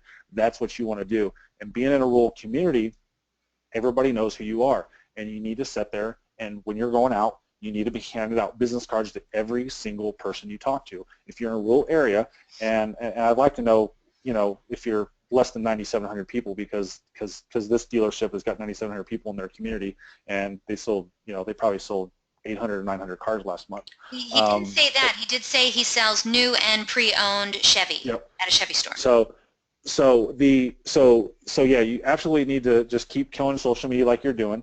It's only going to get bigger unless you stop doing what you're doing, and you need to just stick to the basics of the car process. I do an 8-step process. I do it to a T. I do it to a T right now, selling 30-plus cars a month. I worked 17 days last month. I sold 25 cars in 17 days. So, and it was game time for me the entire month, because I had Thanksgiving in there, I had a vacation in there, and stuff like that. And so I had to sit here and be on game and be on point every single day. And so I did it, and I did it gracefully. But the key of my success is I tell myself every day that I'm going to follow my 8-step sales process: the welcome, the interview, asking questions of what's going to work for them in their car, the demo ride, the selected presentation, trade appraisal, all that stuff. I follow it to a T, and that's what's going to be successful.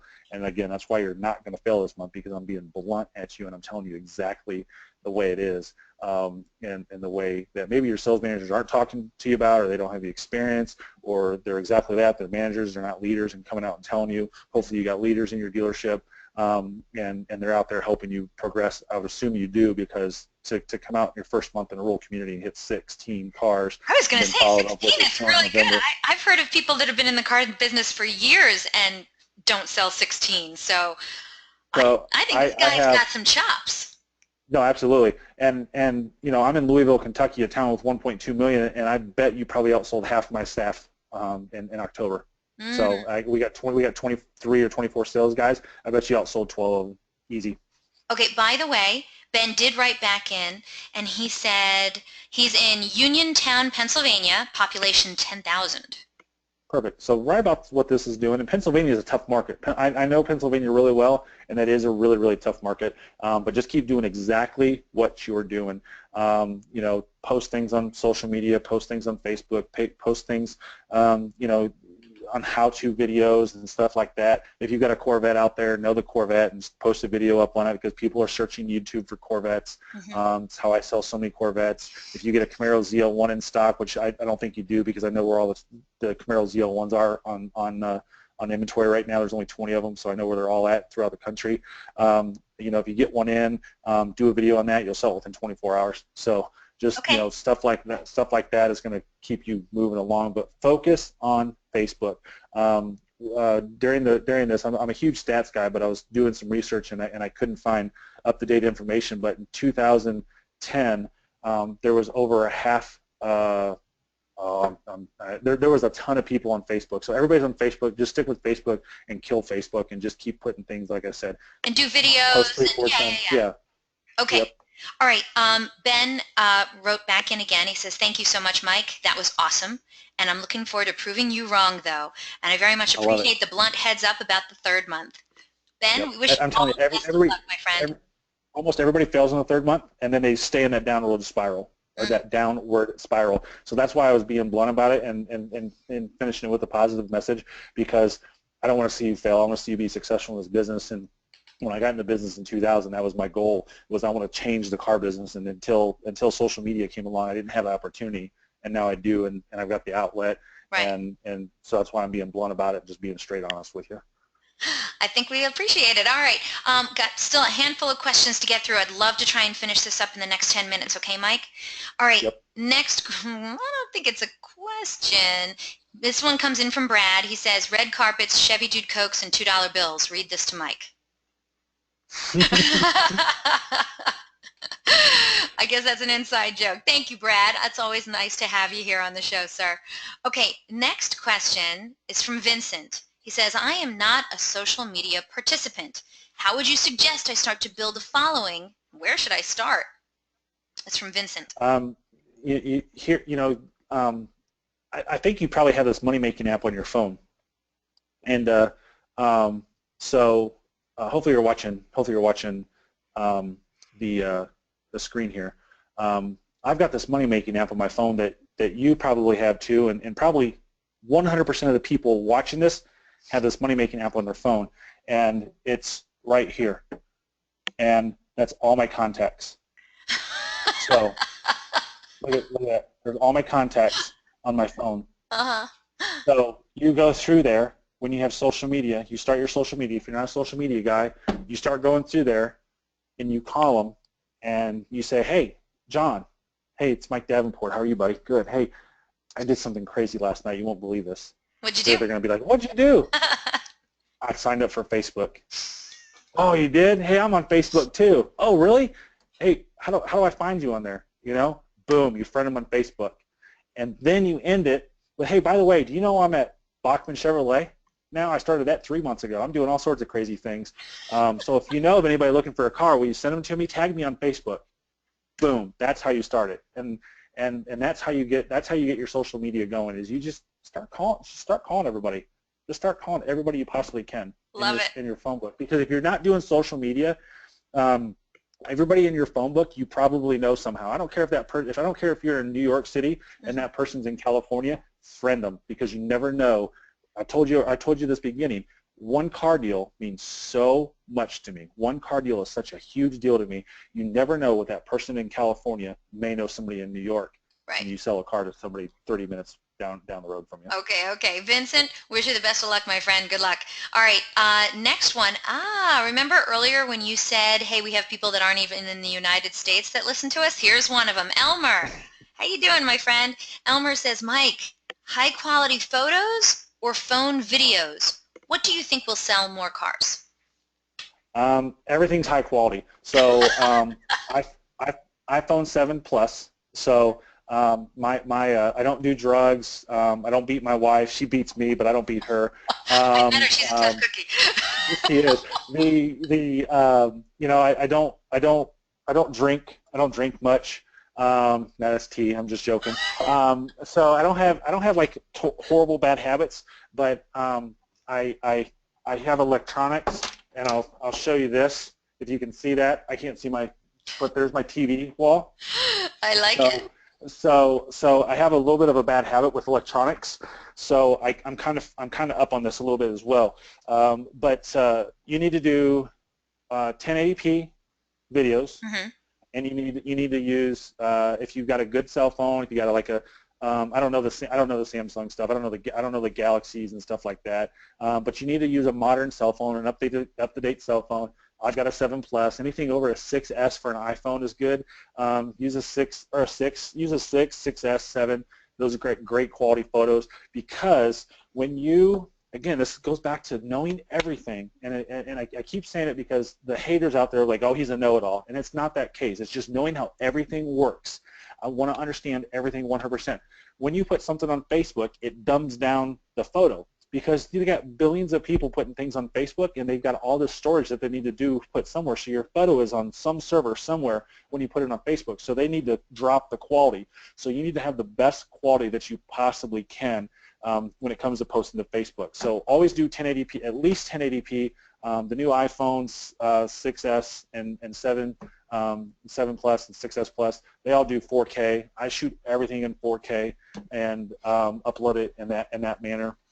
And that's the way to do it, because you want the best quality pictures and do it. If you go to my Facebook, I almost everything from I almost do everything from my iPhone, and then I have this really cool camera. This is about $700, and the second time I'm going to mention him in this webinar, Greg Gifford showed me this, and I got to mention my buddy Sean Raines, because if I don't mention him, he's going to feel left out. But yes. I've said Sean Raines' names twice now, and Greg Gifford 3 times, so just for keeping count. So I've got this really cool camera. Oh my God, you bought that? Yes. Oh yeah. Very smooth. There's no jitter. Yes. Oh my gosh, yes, yeah, it's really cool. What is that thing called? So it's called the Osmo, OSMO. DJI makes it, the same people who make the drone. So I don't have my lens cap off, but you know, you can see that thing sitting there, and I can sit here and keep it. How much does that thing cost? Steady. $700. Woo. And when I saw Greg have this, 4th time I mentioned his name, when I saw him have this, we were in Vegas at Digital Dealer. Yes. Digital Dealer. Yeah, that's when I saw it. I had it on my front doorstep before I got back from Vegas. So that tells you how fast I acted and committed to that camera. I'm gonna so write do it down everything right in 4K and high quality pictures. pictures. Christmas. there you go. Get it for him. Mike deserves it. OSMO? OSMO. Yep. Got it. And it's like $696, $695, something like that. Do the $700 one. Don't do the cheaper one. Got it. Elmer, always so nice to see you on your name on my screen. Thank you so much for checking in with us. He said, great, that's awesome, thanks. All right, next question comes in from your buddy Rick. Rick says, how do you get a mass amount of people to download your app? Do you send out an email blast to all the owners and prospects? And he says, other than posting it on Facebook. Yeah, I give it to all my customers when they're in the showroom.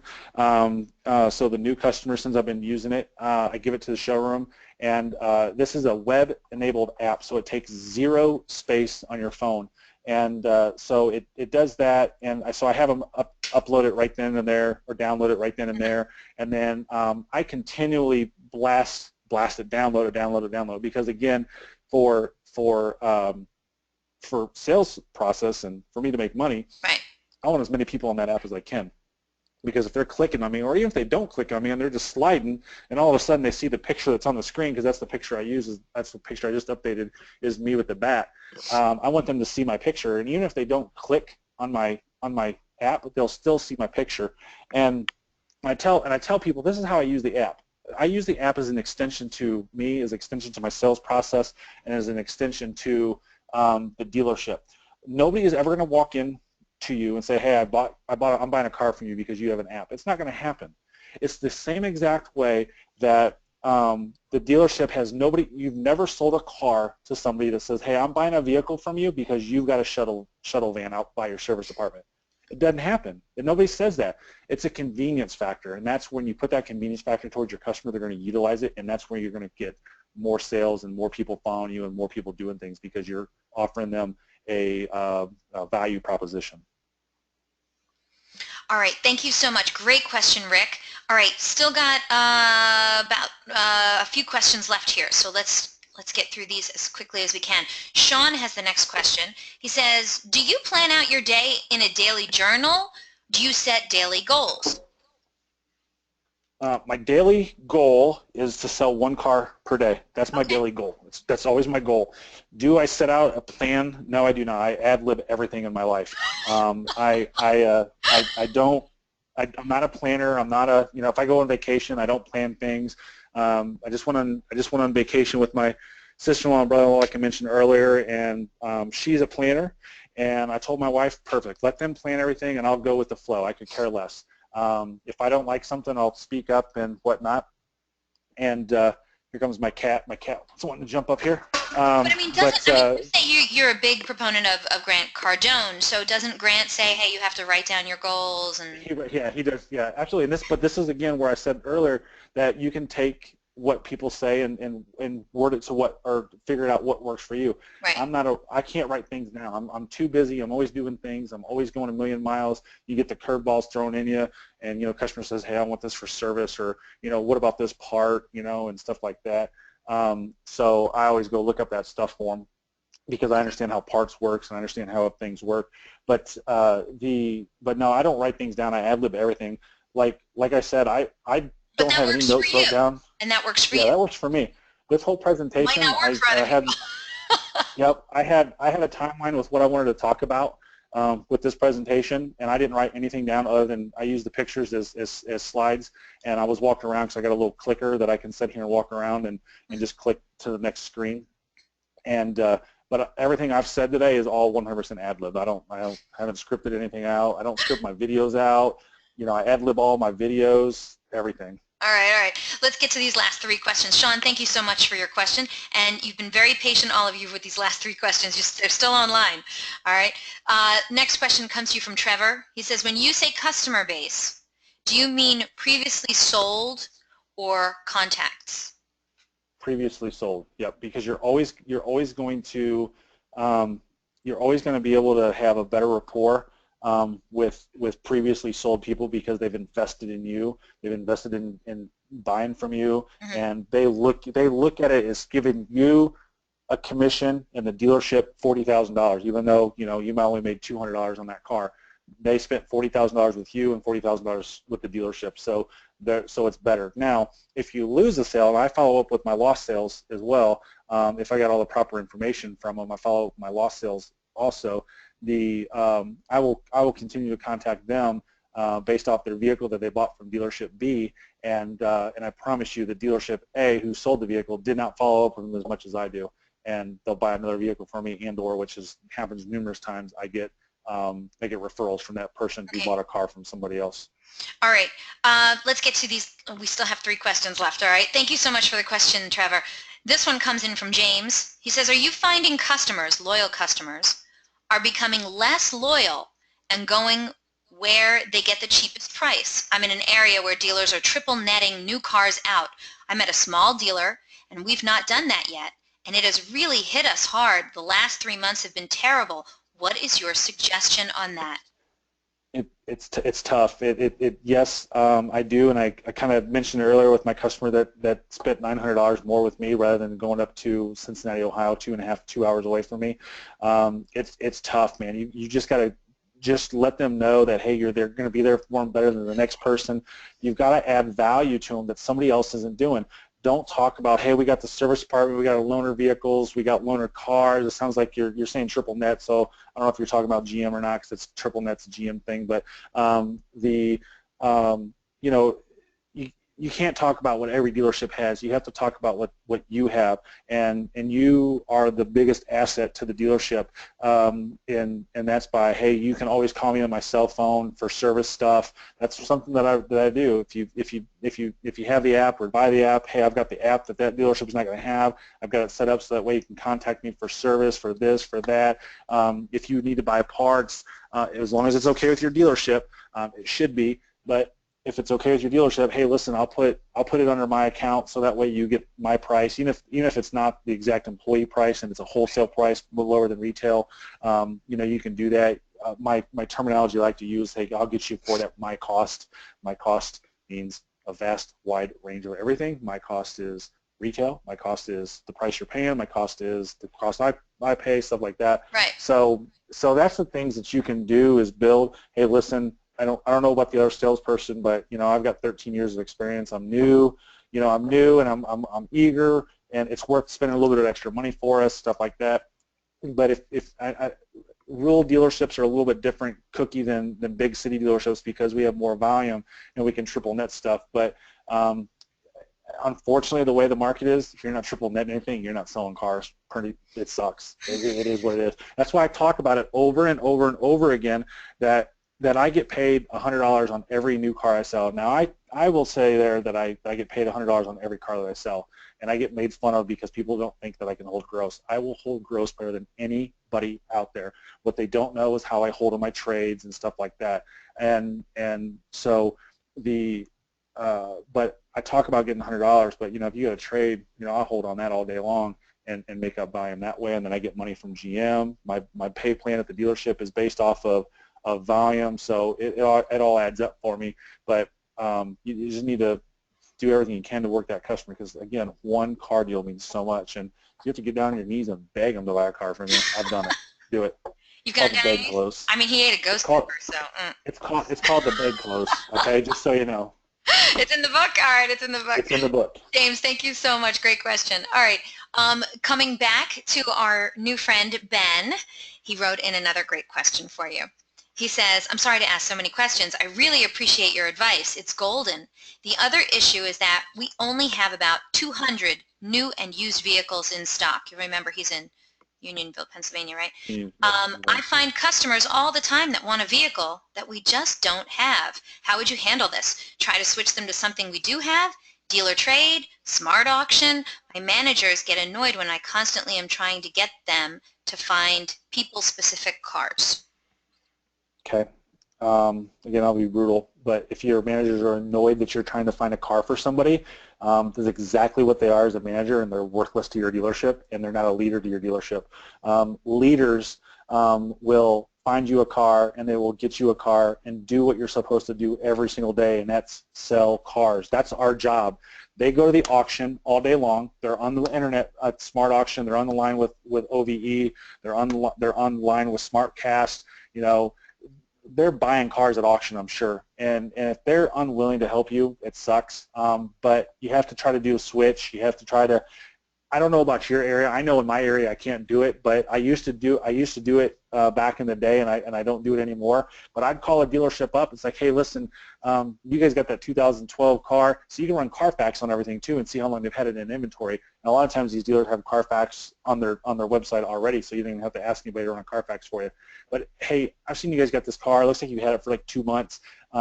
I've got a really good friend of mine. I don't care who it is. I'll never tell him it's a client. I got a really good friend of mine, personal friend, that is wanting to buy it. Would you guys wholesale it to me? And just ask. I don't know if you can do that in your market. I cannot do that in my market. But you're being in a small town, you might be able to do that a little bit more. But that's something that you can try as well. But it's sad, and you can tell your manager I said it, and they'll tell your manager I said it. If your manager is listening and hates what I'm saying about him or her, they can call me, and they'll hang up the phone disgusted more, because I'm going to lay it on the line to them. I'm going to bash the hell out of them and tell them how worthless they are, because they need to be a leader for your dealership. The owner of your company is asking them to be a leader for their dealership, and the owner of their company is telling them to, and the reason they're employed for your company is to sell cars and deliver units, not to hassle the sales guys. So if they're unwilling to do it, to look on Smart Auction or look on other auctions to do it, they're doing a disservice for you, they're doing a disservice for themselves, and they're doing a disservice for the owner of the company. Not mincing words today, huh? I never do. All right. So that's why I sell so many cars, because you said it earlier. I'm very blunt and very straight with the customer. And the guy last night, you know, he's figuring 84-month payments, and he says he's figuring 3%. And I took one step in the opposite way while they're going out to talk about it in their truck. And I'm like, wait. You're doing 84 months and 3%? I said, you're figuring that way too low. I said, you probably need to be figuring a little bit higher than 3%. 3% is a good 60-month term rate. I said, not an 84. I said, you're figuring that way too low. And if you're figuring that 609 payment that he was telling me, if you're figuring a 609 payment on 84 months at 3%, we're way off. And you guys need to go out there and discuss that and use your pay, because he's already used the payment calculator. Use your payment calculator and figure much higher rate. I didn't give him a rate to figure. I just told him he needs to figure a higher rate. And then I came back to him later on in the process. I said, listen, if you're figuring 3%, I told you up front. I didn't tell you this while you're leaving, because I want to be in front of you when I tell you this, and I want some time in front of you when I tell you this. If I am figuring on a 720, 800 credit score customer, I'm going to probably figure 5% on 84 months and still think that might be too low. But I want to figure 5%, and you're figuring 3%, and I'm the professional, you're not. And I looked at him straight in his face. I said, you cut trees for a living. You're an awesome tree climber. I'll never come into your business and tell you how to cut trees. And I'm telling you from a professional standpoint that 3% is too low and you need to refigure. And like I said, I closed this guy. They had a hard number of 600. Said the wife would not buy. The wife would say no if they were at 601. I closed them at 646, 643 or 646 is where we closed them at, and they bought and took delivery last night. So being straightforward is a good thing. And Eliana said it earlier. I can appreciate that. I like that. That's what every one of your customers will say when you're just straightforward to them. So I don't mix words when it comes to management either, and I don't mix words when I come to my management and my dealership either, but because it only puts everybody on the same page, and it only puts everybody not wondering what he's saying, or is he trying to scheme, right, or anything like that. Yeah, and not rude, just factual. Yes, right, to the point. Right, to the point. People, some people take that as an egotistical comment or a tone or anything like that, and it's not. It's just I'm being straight. I'm a very analytical person, and I'm just being straight with everybody, and that's one reason I sell so many cars as well. Okay, let's get through. Ben says, thanks, Mike. This has been great. I agree. All right, last question comes in from William, and he says, do you utilize a separate CRM than the dealer in order to keep up with your customers? I bet I already know this answer. Yes, I do. You do? I use a company called Time and Chaos. It's a very it's a very basic system. It's all manual. There's no automation to it. It's very inexpensive. I don't remember how much it costs, maybe 150 bucks or something like that. And the reason I have so many contacts on my phone is because I pay a little bit more money. I think it's $79 a year. I pay a little bit more money because I can set that up to all my contacts in Time and Chaos go to my phone. So when my customer calls me, I see who's calling me. I know they're a customer, and bada bing, bada boom, I can say, hey, Jim, what are you doing? And they're like, you knew it was me? Holy crap. Again, engagement. So yes, I use Time and Chaos. It's not automated in any way, shape, or form. It's all manual. It's 100% customizable. So like I want to put make, model, and and if you're a flower business, you can put different flowers in there. If you're a car manufacturer, you can put different stuff in there. So it's a good one. It's cheap. Davenport, you take my breath away, dude. That was 2 hours of automotive awesomeness right there. Thank you so much for being here. Thank you. I can't wait to hear what you're going to talk about on our next webinar together. I know it won't be for a couple months, but I'd love to hear it anyway. I think I've got one already. Oh, really?